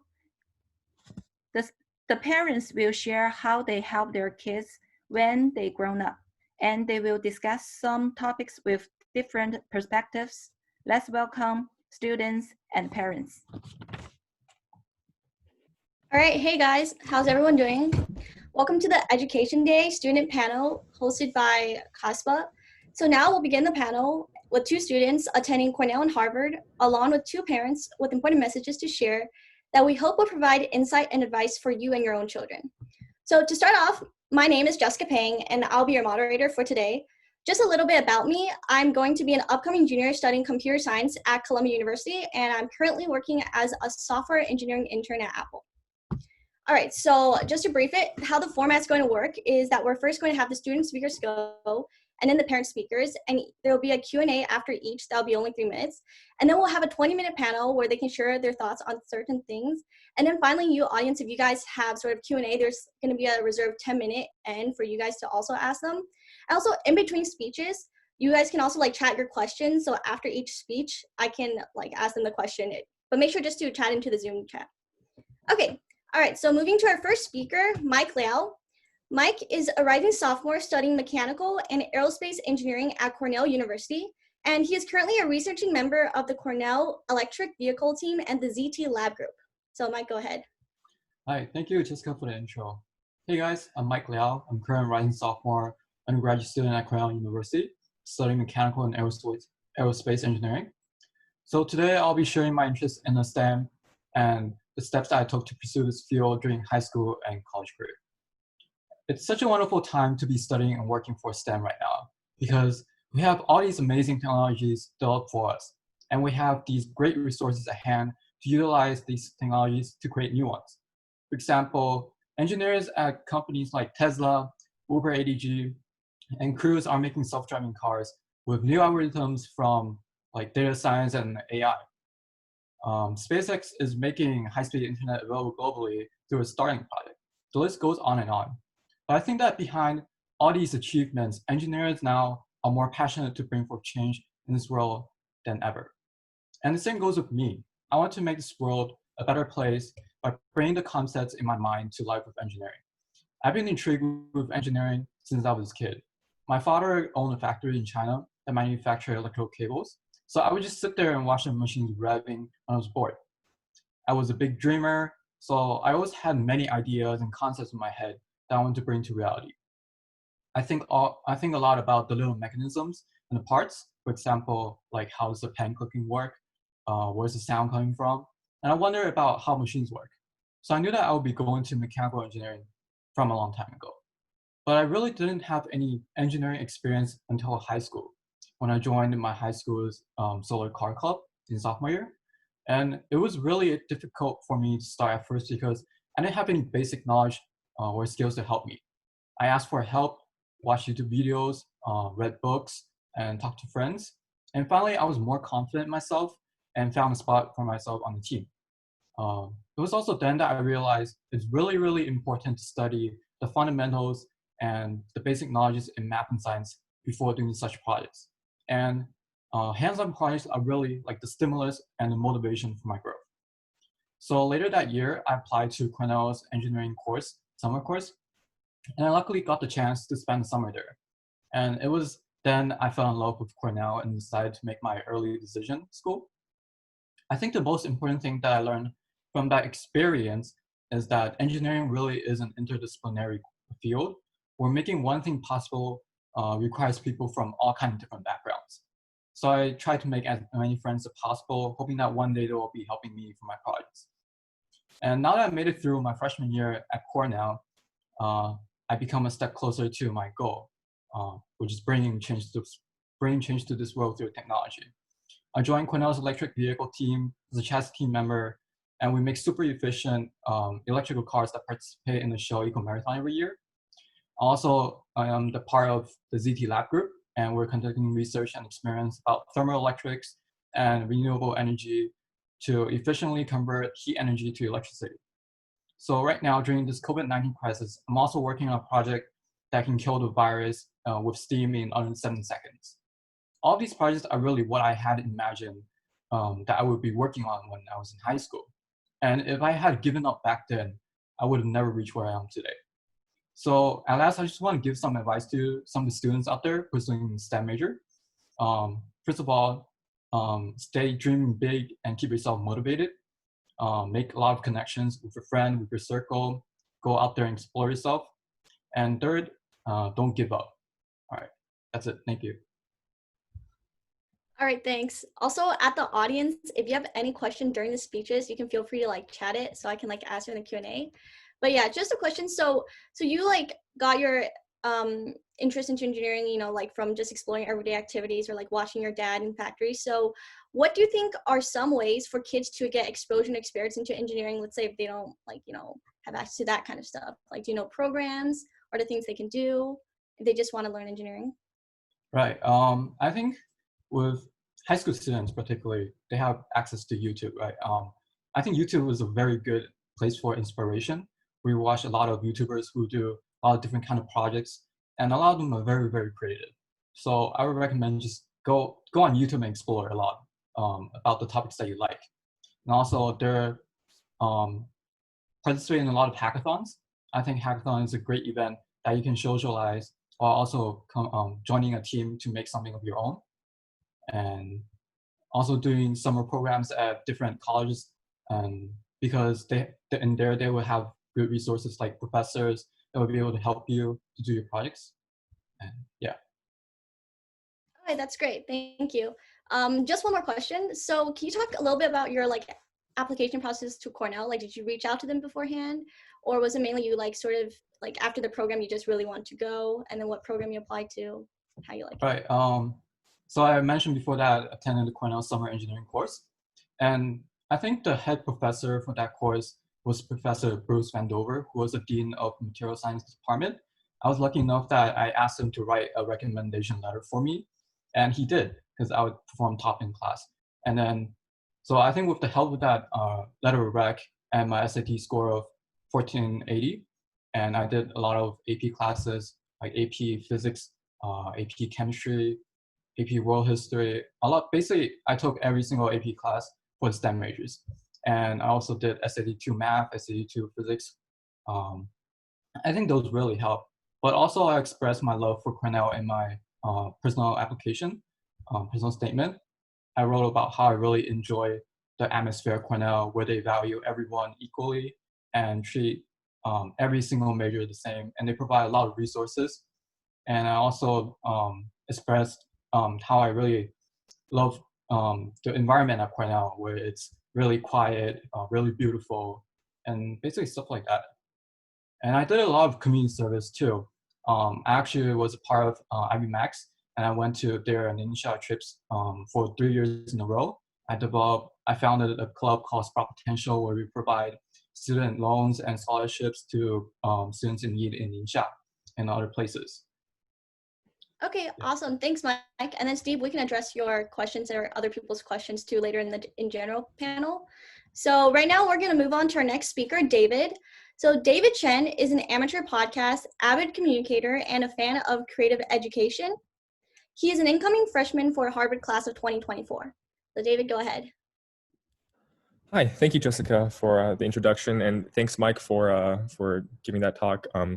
Love your emphasis on STEM majors.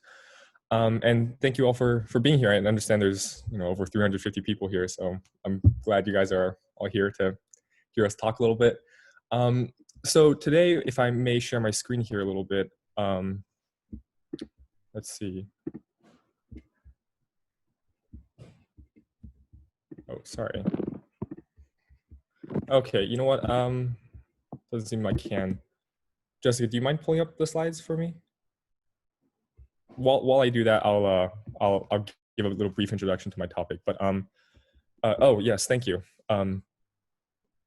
Yeah, so today I'm going to be talking about passion projects as a concept and as a phrase, because I think it's thrown around a lot in the world of college applications and college admissions and just in high school careers in general.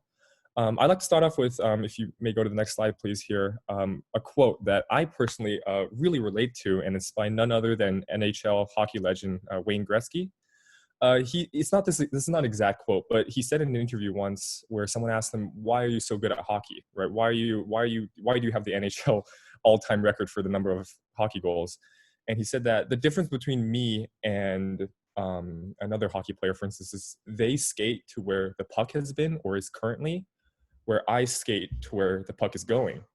And obviously he's talking about hockey here, but I kind of want to extrapolate this meaning to life and high school a little bit. And it talks about proactivity here, right? In high school and in life in general, you want to be proactive and skate where the puck will be and anticipate, right? Anticipate opportunities, anticipate chances instead of being reactionary, right? So if you mind going to the next slide here. So I can see on the top, I called passion projects a misnomer because a passion project never exists, never starts off as one, if that makes sense. You never begin an activity knowing it's a passion project. It almost always starts off as an idea and a concept, or maybe just a little thought in your mind that you eventually develop. And passion is a big word. It's intimidating.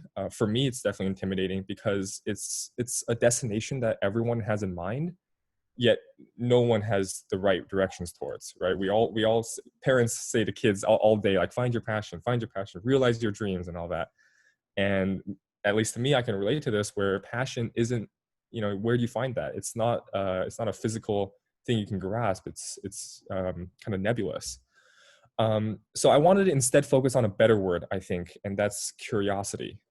Curiosity, I think, is a much more tangible word, much more achievable word, and just a much more approachable word, because you can be curious every day. How do you be passionate, right? And my intention and my argument here is that curiosity is a prerequisite to passion. And one thing that I would like to point out here before moving on is that curiosity isn't an exclusive mindset. I understand that there's a lot of these high-end camps or mentorships or exclusivity going on. But one thing that's beautiful about curiosity is, it's not patented, right? No camp, no company patents an environment that's conducive to curiosity. So, you as a student, any student out here listening or a parent, know that anywhere, every nook and cranny in your school, your community, your home even, has an opportunity for you to be curious about.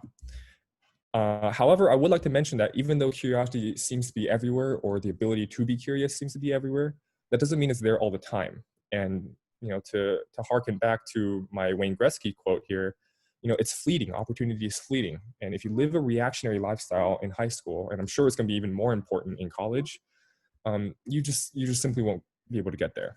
And so my biggest advice is to be vigilant, have intention when you do things and take action. And like I said, skate to where the puck will be, not to where it was. And to just highlight how this actually like plays out in real life, I want to put this into context here with my journey, which was in podcasting. I'm an amateur podcaster, so to speak. I have my own platform that I've started over a year ago now. And it all started from an English teacher who mentioned an opportunity. We were doing a book report project, and she mentioned, instead of doing slides or your normal ways of presenting a group project, right? She said, okay, try something new. Try a video or a live speech, or, which is the magic word here, a podcast. And to add on to that, she also said the NPR, the National so NPR, I forgot the acronym, but NPR was hosting a competition. And so I knocked two birds out with one stone. I started a podcast, recorded my first episode, applied to the competition with that, and also got done with my book report assignment. And then from there, it all just kind of, oh, thank you. I see someone commented, National Public Radio. Apologize, thank you. And I also had friends and teachers who helped me, my counselor, which I guess also highlights the importance of networking. And of course, taking the first step, right? Actually doing that episode or publishing that first episode, it was the hardest, but also the most important. And at that point, it wasn't called a passion project of mine. I didn't even know if it would last a week. But lo and behold, it's something I loved. And now today, I just recently published my 75th episode a few days ago. We've interviewed students, teachers, educators, administrators, businessmen, councilmen, Army recruiters, just about everyone. And truthfully, I learned more doing this than in any other class. And it really blossomed me into someone who is planning on whatever they may be doing to be a communicator. And of course, this also led to a job opportunity. I'm working in digital marketing, helping a company start a podcast for their platform. So it's just these things I could never have possibly predicted when I first started. But lo and behold, I have a passion project now, but it didn't start that way. And it started through small means, through curiosity. And I hope people can see, at least from this, that it's where, it's humble beginnings. I guess that's what I'm trying to point out. Yeah, that's about it. Okay. All right. Thank you. I guess really quick question, because it's a little time, but first, I'm just curious, what is your podcast about? Could you talk about it really, really quick? Yeah, absolutely. Yeah, thank you. Well, my podcast is called We the Students, and it's supposed to be a broad range of topics where we talk about everything from high school lifestyle and interviews with all different types of people who are involved with high schoolers, whether it's actual students or counselors, teachers, parents occasionally. And of course, we also just everything regarding education in your 9th through 12th grade. Oh, really? That's awesome that you guys published your 75th episode.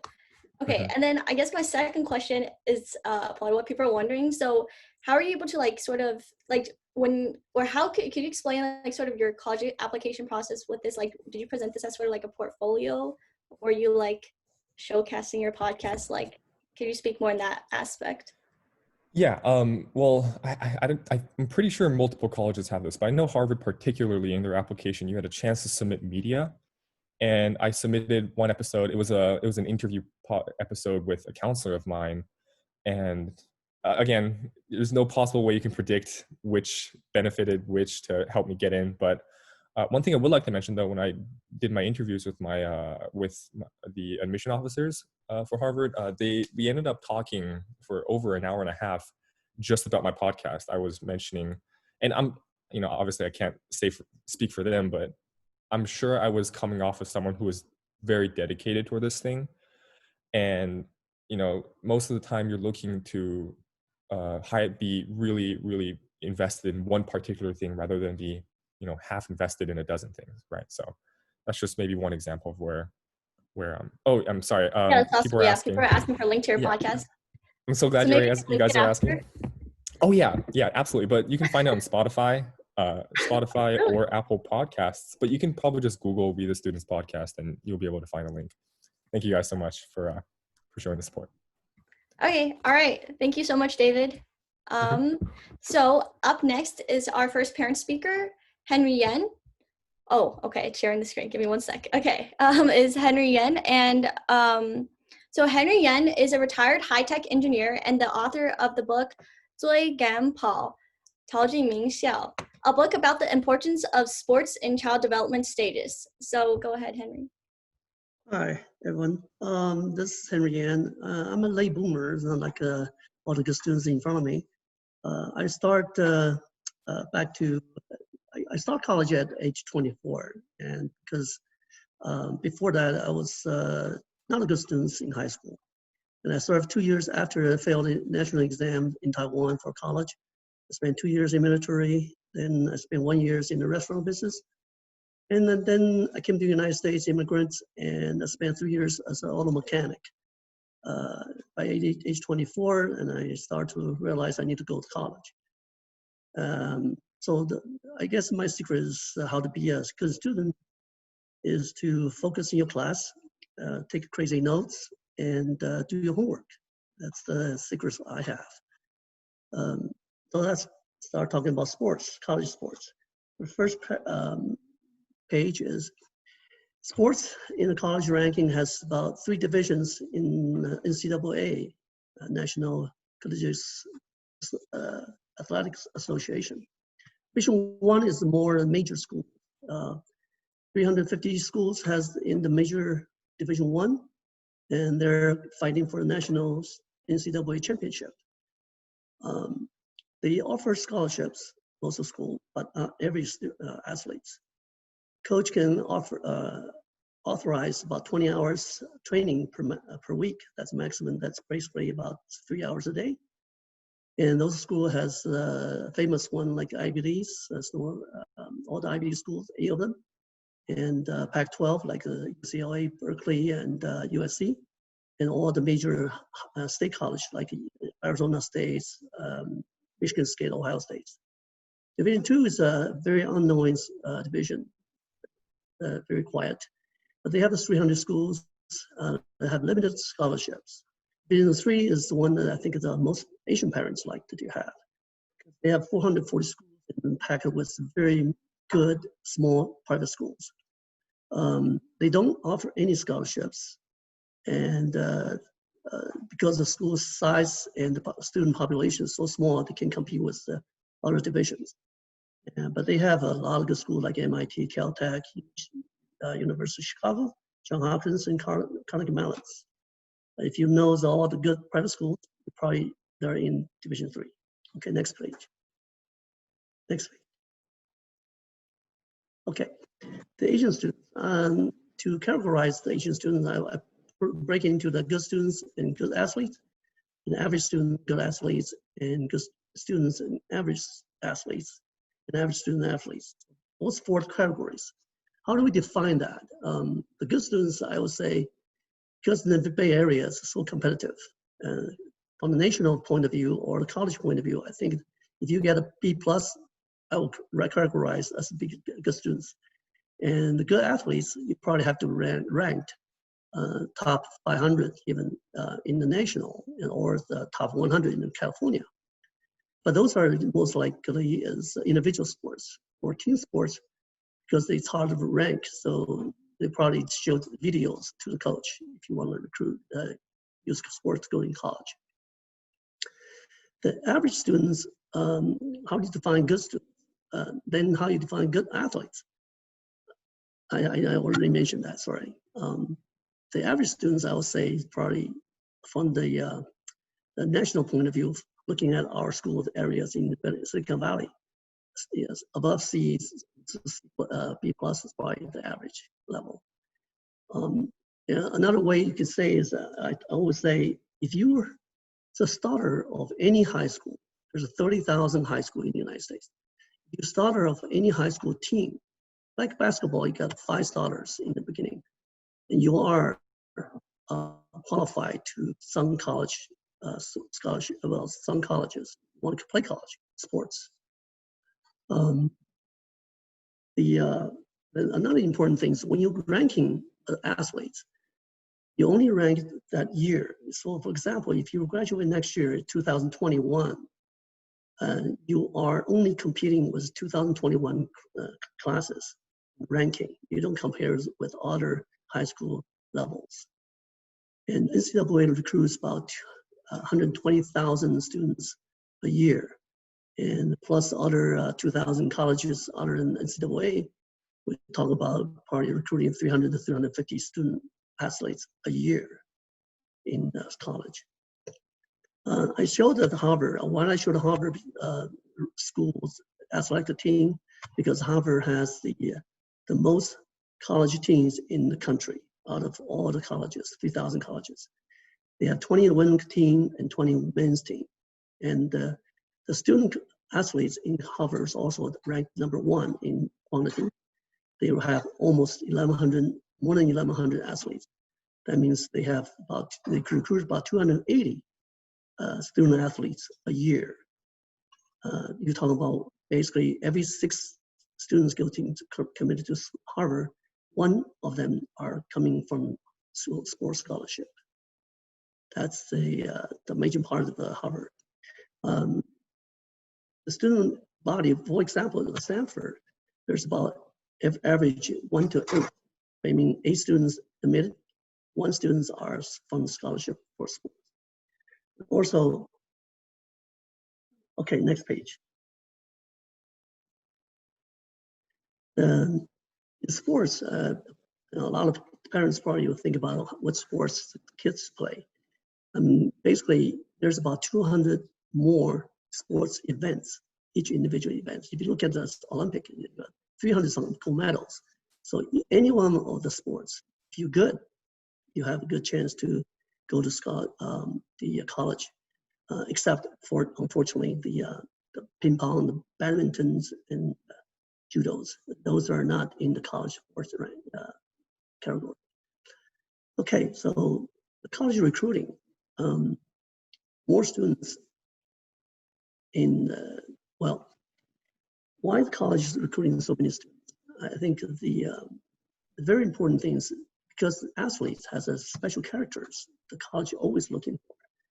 They're looking for the willpower, mental toughness, discipline, leadership, teamwork, winning spirits, and hard work. I think some of the characters cannot be learned in class or even study the book. You have to be in person. You have to be in the team to learn those skills. So why colleges spend so much energy and time and money to recruiting so many athletes? Because those characters, competitiveness. So if you look at the Google search, you can see there's a statistics shows top 52% of females in the United States are college athletes background. 95% of the Fortune 500 CEOs, at least high school athlete background. I just show 15 of US big famous companies like IBM's and HP's and GE's, Ford. Those CEOs are all college athlete backgrounds. So that's why when you have said based on GPA and SAT, that's not enough. So if you happen to have a passion with sports, you have a good chance to go into college with that. That's a shortcut too. Okay. Thanks. Okay. All right, thanks, Henry. So I really love your different perspective on student life. because as a track and field athlete myself, I think sports is really important and really helped to provide balance and competition in my life in high school. And also with like the increasing competitiveness that was like, mentioned yesterday with, everyone has good grades, good test scores, I think you're right. Sports can really be another like leading edge, to really differentiate yourself. And in general, just like builds character, healthy competition, and it's like a great lifestyle. So I really agree with that. I guess like, does anyone have any questions? Oh yeah, so I think some people's asked about providing contact for sports recruiting. I don't know, do you know about that, or do you know that's on the website? Think of this, okay, I can mention quickly on the sports recruiting. The sports recruiting is a couple of things, important things, proactive, okay? And proactive means you have to contact the coach, because there's 30,000 high schools in the United States, so there's no way the coach can looking for all schools. But you have to go contact coach. When you contact coach, I think the best time is after junior year, the second semester, or even junior year, as people even start sophomore year to contact colleges, coaches. Because coach, they have the resources. They can't go everywhere to looking for athletes. So if you put into that, they have a list of students they want to recruit. And you have to put your name in the list to get the chances. And also they rank the recruit they want, because all the coaches want to win. They have to recruit the best they can, athletes they can. Yeah. So the earlier you get in, the better you get. And the parent, try not to get involved, because coach want to talk to you, not the parents. Yeah. All right. Yeah, thank you so much. I agree with that. Also, just quickly, like if you search up any university recruiting, you can always go to their page. There's contact. You can fill out a form. They have the recruiting standards, so you can see what times, anything. Like I just did a quick search for Columbia and I found it right away. So you can definitely search up and be proactive, like Henry said. All right. Thank you so much, Henry. That was a great speech. Okay, so now we're moving on to our last speaker. So Rilling Xu is the CEO of Alexis, an enterprise strategy SaaS company, and she believes that communicate to power is the key to education and would like to share her own experiences with her children and advice to parents. And her hobbies include running marathons, biking, and running long distance in various athletic events. So Rilling, you can share. Okay, thank you. Hello, moms, dad, and kids. I know it's a long day already, so I have a very simple message here. Can you see my screen well? Okay, I'm sharing screen. Okay, my message is communicate to empower, lead to learn, and grow together. Before I start, let me show you my babies. As you can see that this is like a 3 months old, 3-year-old, 17, and 18. That's my son, this is my daughter. And this is a college. My son won pretty much every year US martial arts Kung Fu competition, and my daughter is an artist. This is her art work. And so if you see that with such happy babies, it's very easy to be a happy mom. So I have another baby as well. So here is another baby. He was born 9 days after my son was born. His mom and I were co-workers.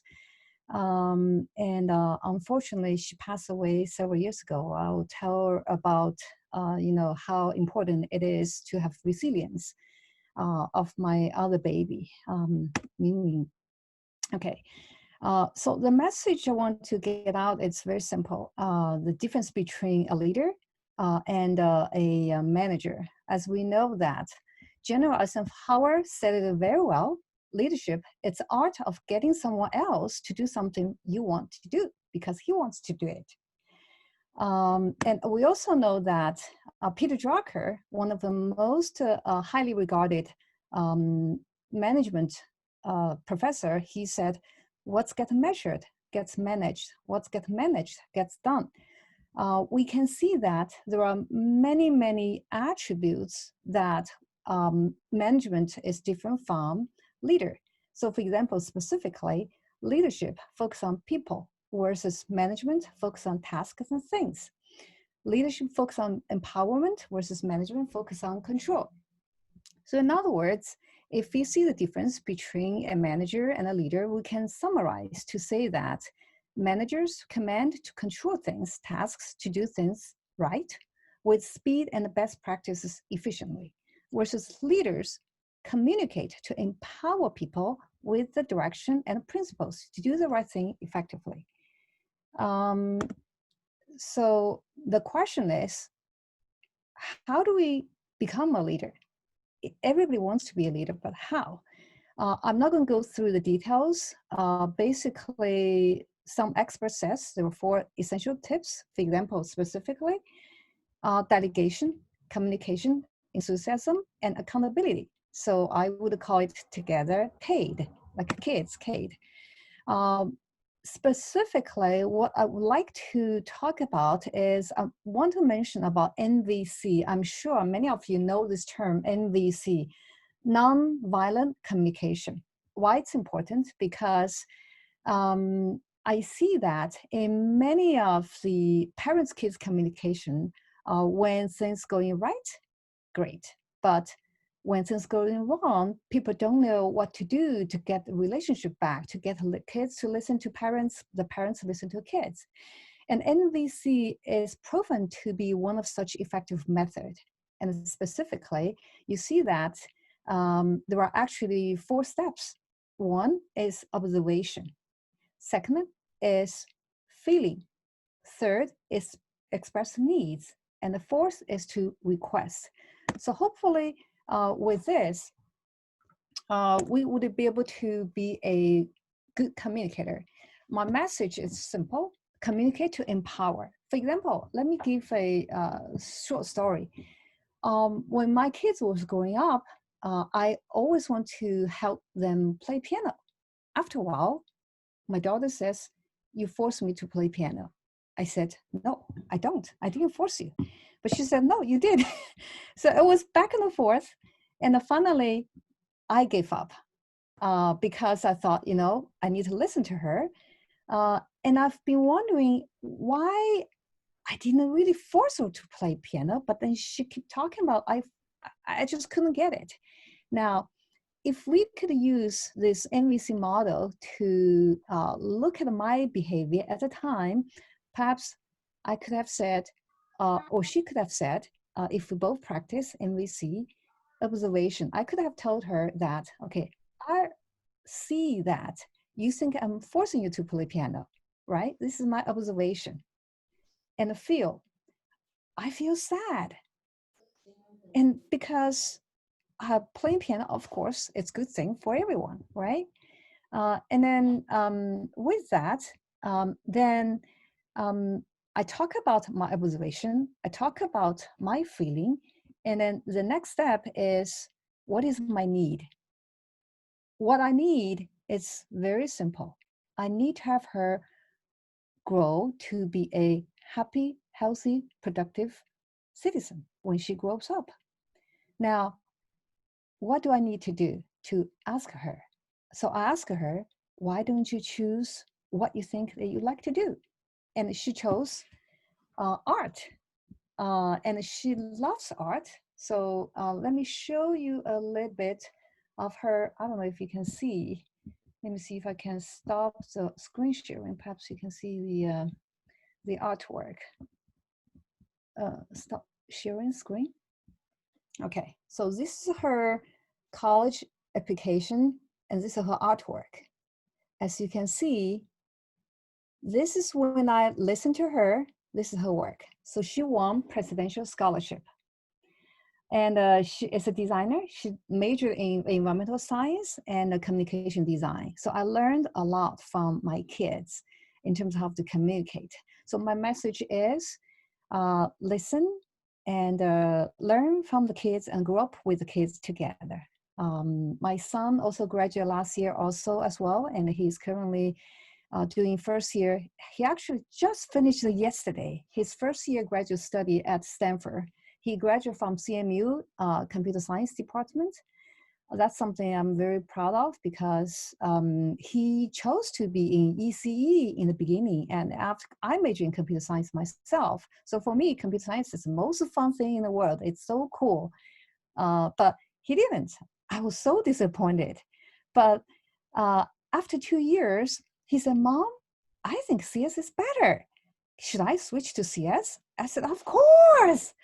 I was so happy because think about it. If I asked him to major in CS in high school when he thinks that ECE is the most important thing, that will be a disaster.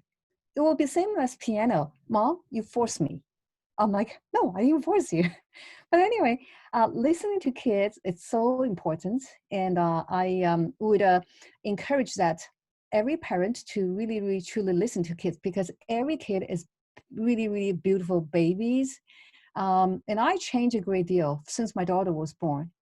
Before my daughter was born, I always have extremely high standards, everything, to myself, to others.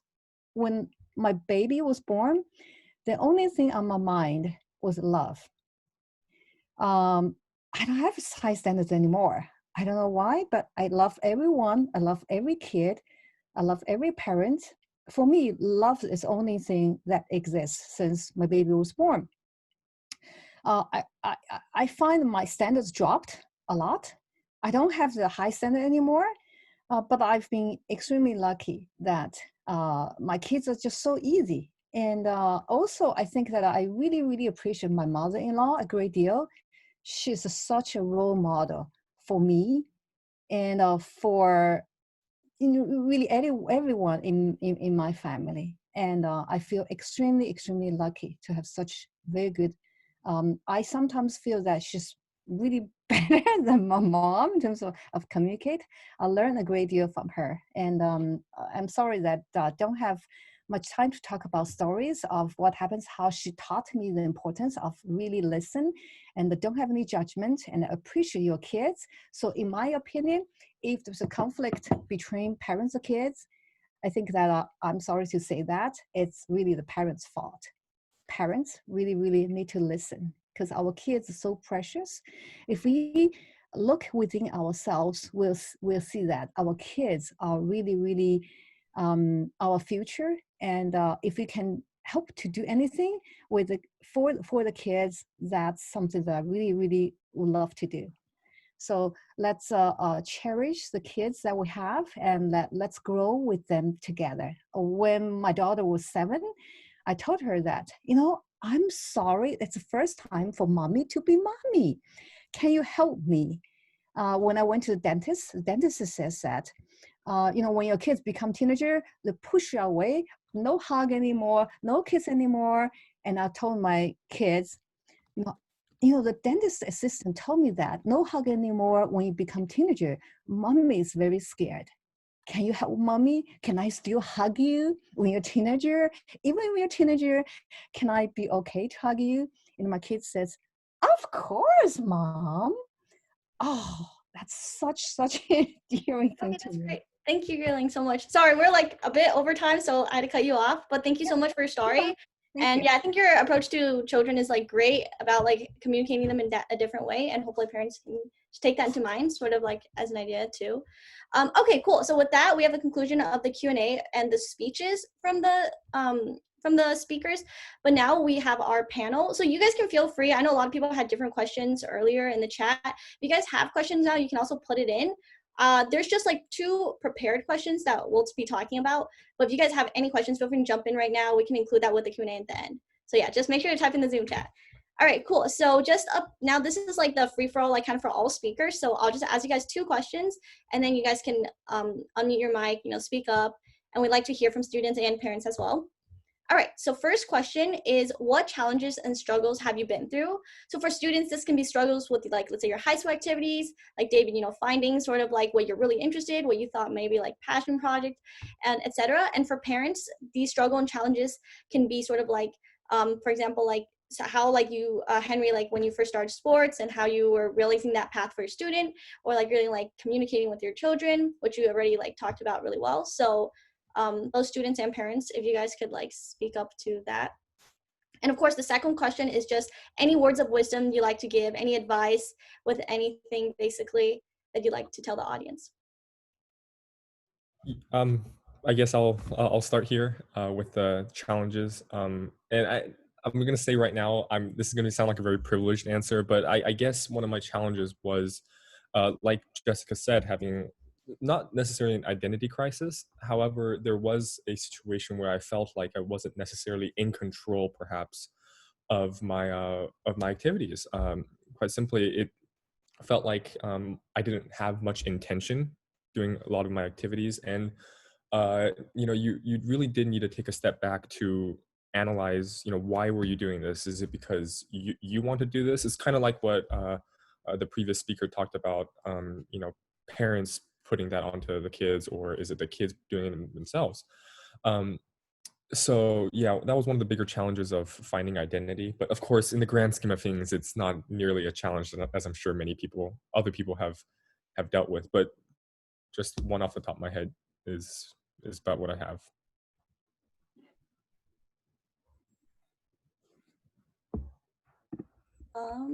Does anyone want to speak up? Let me talk about this one. I think I'm always talking about related to sports. I remember when second son, before 6th grade, and he was just choppy and slow. I just kind of give up on his sports. But one day when you go to 1st grade of junior high school, somebody put him into the wrestling team, and he found it.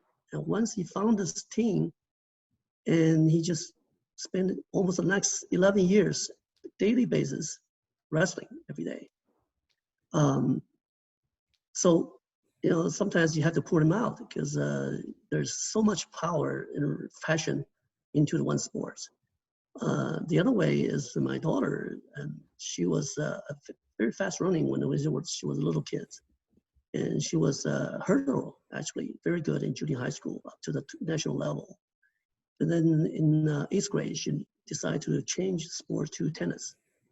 She spent 4 years. Her skills are not very good, but she has a very strong will, and she can save every ball she want to go play. And so basically the strategy you can think about it, my point of view is she's driving the opponents crazy by not missing her ball. And so in high school level, that's plenty enough. Of course, on professional level, it's not enough. But I think when you think about sports, depends on what the kids really want. And my advice is, if you see a kid don't like something, that doesn't mean doesn't like it, because my point of view is you just don't think he can win it. You can win it. It's no fun, right? So anything, so pianos, science, basketball, whatever. If he doesn't like it, because I think he's within the group, he's saying, well, I can't compete. Well, why should I within that group? So think of that way, and that's why you had to change the sports and looking for different sports or different things for the kids to like to do. Now, if you like the math, hates his history, he will tell you. He'll let you know. And you don't have to think about it, because I don't think he can master in that field. That's why he's changing. Okay. So regarding challenges, regarding challenges, I think that we have challenges as parents every step of the way. When my son was 3 years old, he wants to do Kung Fu. And I was so excited. I'm like, wow, great. Now there is an opportunity to have a Jackie Chan in my family. And then I signed up for him to go to Kung Fu class very soon. He said, no, I don't want to get anymore. What a disappointment. And since I paid already, so the teacher says, okay, well, you cannot withdraw. Why don't you come to play Tai Chi with us? So I actually played 1 semester of Tai Chi because my son dropped. But fortunately, 2 years later, when he was 5, I forgot about it. I said, like, forget it, okay? So the same thing with piano with my daughter. And then I said, are you sure you want to Kung Fu? And he said, yes, I'm sure. I said, I remind him, I said, 2 years ago, I signed up class and you said you didn't want to. But I really, really want to. And then it turns out that started after stop for 2 years, look at this. This is, he could fly, really could fly. And I watched every step of the way, how he started to be able to fly. And it's not easy at all. His head was not able to lift, and eventually doing this took years for him to do. So I'm challenged every step of the way, but let the kids lead you to stop if they don't want to do any piano or kung fu. That's okay, because sometimes they'll come and if it's really their passion, they have a lifelong learning and a lifelong passion about it. That's actually good. Setback is a good thing if that's what they choose to do. And so I think that we just need to learn, go with the flow. Yeah. Yeah, I was gonna agree with both Henry and Yuling. Basically, like, my parents, like, very similarly, like, so they were always basically encouraging of anything I did, really. So I like love to do anything. So I did like track, MUN, which is Modern United Nation, dance team. I did dance team and track at the same time, like, which usually parents would be like, you should not be doing like sport, focus on this. But they were just like very, very open to me doing that. I went to my competition supportive. I also did science fair, hackathons, engineering. I like submitted my works in poetry. I just like loved everything. And I think because my parents weren't like, oh yeah, you can only focus on this one major, or you can only compete in this, or like force me into it, like that didn't actually limit my own like passion or say like, or like my own like drive for things, because I didn't feel that constant pressure. And instead I was like, I'm doing everything for myself, which made me end up like loving to do all these things and wanting to get better and better and better at everything myself. So I think that's definitely like really, really great, like being completely supportive, not so like restricting them and being like study SAT right now, but instead of being like, you know, like do your own passion, get good at it, you know, like let them realize their own talents and get good at it instead of telling them what to do. I think that's great. Yeah, I agree with Yulin and Jessica and Harry. My parents kind of like the same too. They wanted me to explore for myself and try everything. I did piano, I did drawing, engineering, I did varsity tennis. But really, what's difficult about this is time management. It's about how to accommodate sports with academics and still achieving 4.0 GPA in high school. Because it's time. I think time management is really, really, really crucial thing in high school, especially because you need to have enough time to chase after your passion, to develop your own talent, while also focusing on your academics and maintaining good grades. For example, like for me, my school would start at 8 o'clock in the morning, and when it ends, I would have to go to tennis practice until like 7 or 8 o'clock at night, because usually we have competition, we have to drive over to other cities. And then I would come back every day and study till like 11 o'clock, 12 o'clock, and then go to sleep. I think maintaining a good time management skill is very valuable in order to have both sports or whatever your hobby is accompanied with academics. In that ways, and later in life, in college, or even after your professional life, you're able to handle everything with enough stress level that you can handle and be successful. Yeah, that's great. Also, like, audience, if you have any questions now, I'm just gonna open it up. You guys can feel free to like drop them below. So I think I saw a question earlier, I forgot, I think by Steve or Eric or something, who he was like wondering if Yusuko is good for like CS and if that was helpful. And if you guys know about that, you guys can speak on it, and I can speak on it too. Or Mike, what do you think? Have you done that before? Sorry, Okay. can you repeat the question? Oh, okay. So basically the question was whether Yusuko like helps if you want to be like a CS major. And I don't know if you heard of it. I can talk a little bit about Yusuko. So I did like some Yusuko in the past, so I am a CS major right now. And Yusuko, there's like different levels. So there's bronze, gold, silver, plat, bronze, silver, gold, plat. And if you get to the top, which is Kemp, that means you're the top 20 in the nation.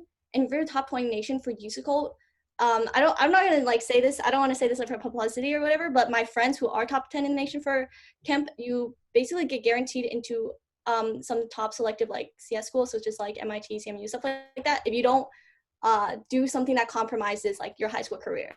So that's one thing that I know. But other than that, other than Kemp, if you are just doing musical for practice, that's great. But it's not very like you're in bronze, you're in silver, this is like great. It's good for your like own algorithms. But usually if you don't get to like Kemp, it's like don't put your life into it, you know, you like spread out your thing. But it's like good for algorithms, but it wouldn't be like good for, let's say, like the application process. So that's just what I can say on the whole musical question. And then, yeah, and then I think other people asked about community service. If you guys want to talk about that, Mike or David. Yeah, sure. I can go over, I guess, my community service history.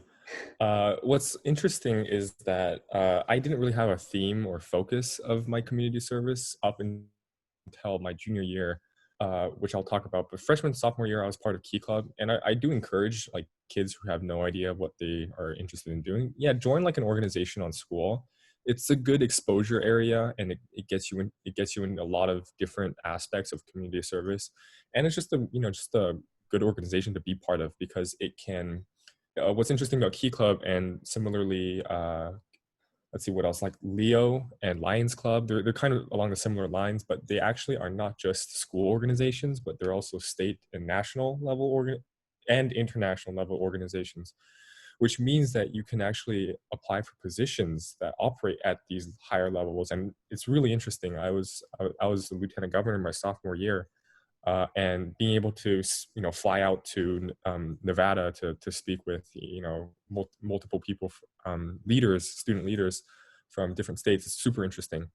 But it wasn't until junior year where I started my podcast that a lot of my community service ended up being focused with like a theme surrounding it, right? I mean, I helped our school district get start a podcast. It's all podcast related, as you can probably guess. But yeah, I helped another school start a podcast studio, raise some money to buy equipment, stuff like that. And of course, did a bunch of collaborations with businesses to, I guess, for them to sponsor us, but also for us to feature them on our podcast. But so stuff like that. So generally speaking, community service, I think I generally don't want to point this out, but in a college application standpoint, I would say is, have a theme surrounding it, right? If you just do knickknacks here and there, it's tough to see you're the type of person to have like a focus in mind. So if you're really into engineering, you do engineering based service projects, or if you're really into CS, you do CS based stuff. So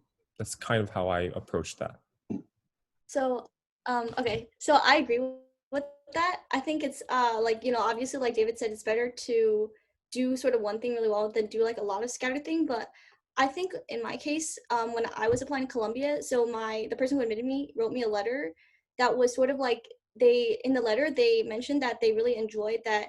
So I did a lot of engineering and science competitions, but I also had more of a humanities side. So I did some DECA competitions and MUN competitions too. So they're like, oh, we like that you had like that balance. Which is why we think that you'd be good for our school, because obviously Columbia, when you think Columbia, you're not like, oh, STEM, but it's sort of like more of a well-rounded education. So it also depends, I think, on your students. So for example, like if your student is really into STEM and CS, then obviously like those heavy schools are like ideal for them, and you want to focus on that. But in my opinion, I guess through my experience, I think having like a really well-rounded understanding of different areas, or just like focus, like being able to be well-rounded in general is like pretty important as well. But like David said, obviously, like, you want to, if you do have something that you would like to do, try to focus on that, not spread yourself super thin through like multiple areas. But if you can get exposure in different areas, it's good too, before like canceling out, per se. I want to add that something about Boy Scouts. I think that Boy Scouts help to shape my son a great deal. I would highly recommend Boy Scouts if you're interested. So look at how happy he is. He's so happy, and he learned a great deal, and I know how hard he worked to earn each one of the badge, and it's absolutely worth it. He's an Eagle Scout, and then I'm happy for that. He achieved a great deal, and then I'm sure every Eagle Scouts earned their way. So I would highly recommend Boy Scouts, if Boy Scouts, Girl Scouts, both. Yeah, Boy Scouts is really amazing. It like really builds character, and they learn different moral systems. And also at the end, they have like, forgot, like a leadership project or something where they got to construct something to contribute to community. So like they built playgrounds, they built like health. It's great. So I think another question that was asked previously was sort of like what students did during the summer. So like Mike, David, Henry, like you, if you guys want to just talk about maybe like your summers or extracurriculars in general with your students. Mike, if you want to take this one first, you can if you want. So like in my speech, I talked about how I went to summer courses in colleges, like Cornell. I also did a summer business class in Columbia. That was during my freshman year. So I also agree with Jessica, like being well-rounded is kind of like one of your advantage that makes you stand out from other candidates. And it's important to do that kind of stuff during the summer, because that's really when you have enough free time to do more exploration about other stuff besides school. And so that's what I did. I also applied for internships during my high school year at an engineering company. That's what I did for my summer. Yeah, David, if you have any input. Yeah, my past 2 summers actually. So my incoming, let's see if I can get this right, incoming sophomore summer and incoming junior summer, I did research at, because we live right next to UC Merced, which is part of the UC system. And honestly, if I can be a little cheeky here and squeeze in my theme here again with talking about chasing the puck here a little bit, this was not part of any research program. This was not part of anything official or it's just, I simply emailed the local professor and just took a shot in the dark, asked if they were willing to maybe bring me on as an intern. I had decent experience in both AP Biology and AP Chemistry, so I felt like I was prepared enough to handle whatever they may give me in the lab. And they said yes. I was able to get in the lab and work over there in the summer, and I liked it so much that the next year I repeated that with a different professor, and also was able to work with them. And I understand that it doesn't have the same flash or the same, I guess, prestige of doing like a official research program. But I guess this goes to show you, for one, that, again, opportunity exists anywhere as long as you're brave and willing enough to go catch it. And of course, this also is given that you need to live next to a university. I guess that's kind of one of those environment kind of things. But yeah, I mean, you can generalize this a little bit. Right, I totally agree with David. I live right next to UC Irvine, and like, don't think professors are really strict people. Like, they're actually really nice too, and they're pretty warm. So I, like, during my junior year, I sent out like several emails, not just one, like a lot of emails to a lot of professors at UCI, and like some of them are really, really willing to welcome you into their lab, and they want you to work as like an assistant, even though you don't have the basics or like the knowledge that's complicated enough to do the research, but they want you as like an assistant, whereas in future maybe you can help them do something. So just keep reaching out there, be brave, don't give up. I think that's very good. Yeah, and from an optimistic standpoint, professors almost never get these types of emails from kids, so when you do, they're surprised. But from a pessimistic standpoint, you do represent free labor, so it does give that kind of exchange, but still it's worth the experience. Yeah. Henry, so you're talking about is learning Chinese as parents something should push for it. I want to share my 2 cents for my kids learning Chinese. For whatever reason, my kids all speak Mandarin before age 5. And then after age 2, of course, they go to preschool, right? So starting from age 5, my daughter, who is 2 years older than my son, suddenly abandoned Chinese. And she started to speak English only. I was like, what is going on? Why can't you speak Chinese? Because we need to practice Chinese. She said, Chinese does not sound nice. I'm like, what? That's her opinion. Okay. So I was so sad to hear that, but that's whatever she felt. And then so I started to ask my son, okay, can you still, keep speaking Chinese even though when you're 5? And he said, yes, of course. Okay. Now, but what happened is that someday when he was 5, 2 years later, he suddenly stopped to speak Chinese as well. And I said, huh? What happened? I don't know what happened, but I guess, when they're 5, they go to kindergarten and everybody else speaks English, and they are capable of speak English, and they just think that it's easy to speak English both at school and at home. But I did like send them to Chinese school, Long River, Yellow River Chinese school, really, really good school. And I don't think I pushed, but I introduced the poems and different kind of beautiful Chinese books. That works. My son, I'm very, very happy. My son can read Chinese novels. My son can read Chinese novels, and my daughter can send me text message in Chinese. I was like, wow. So I think that not pushing, but I think that it's important for our kids to not forget about Chinese culture.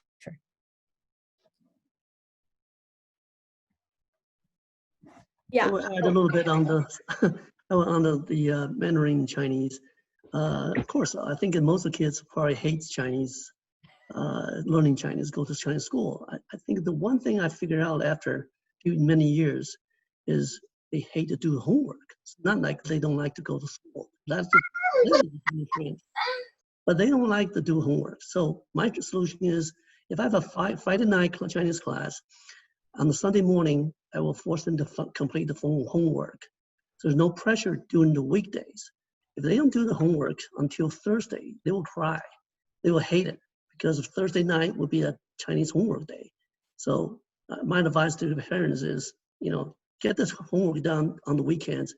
Then you don't have pressure during the weekdays. And my kids are all pretty good. I think they can speak Mandarin. Writing-wise is pretty tough.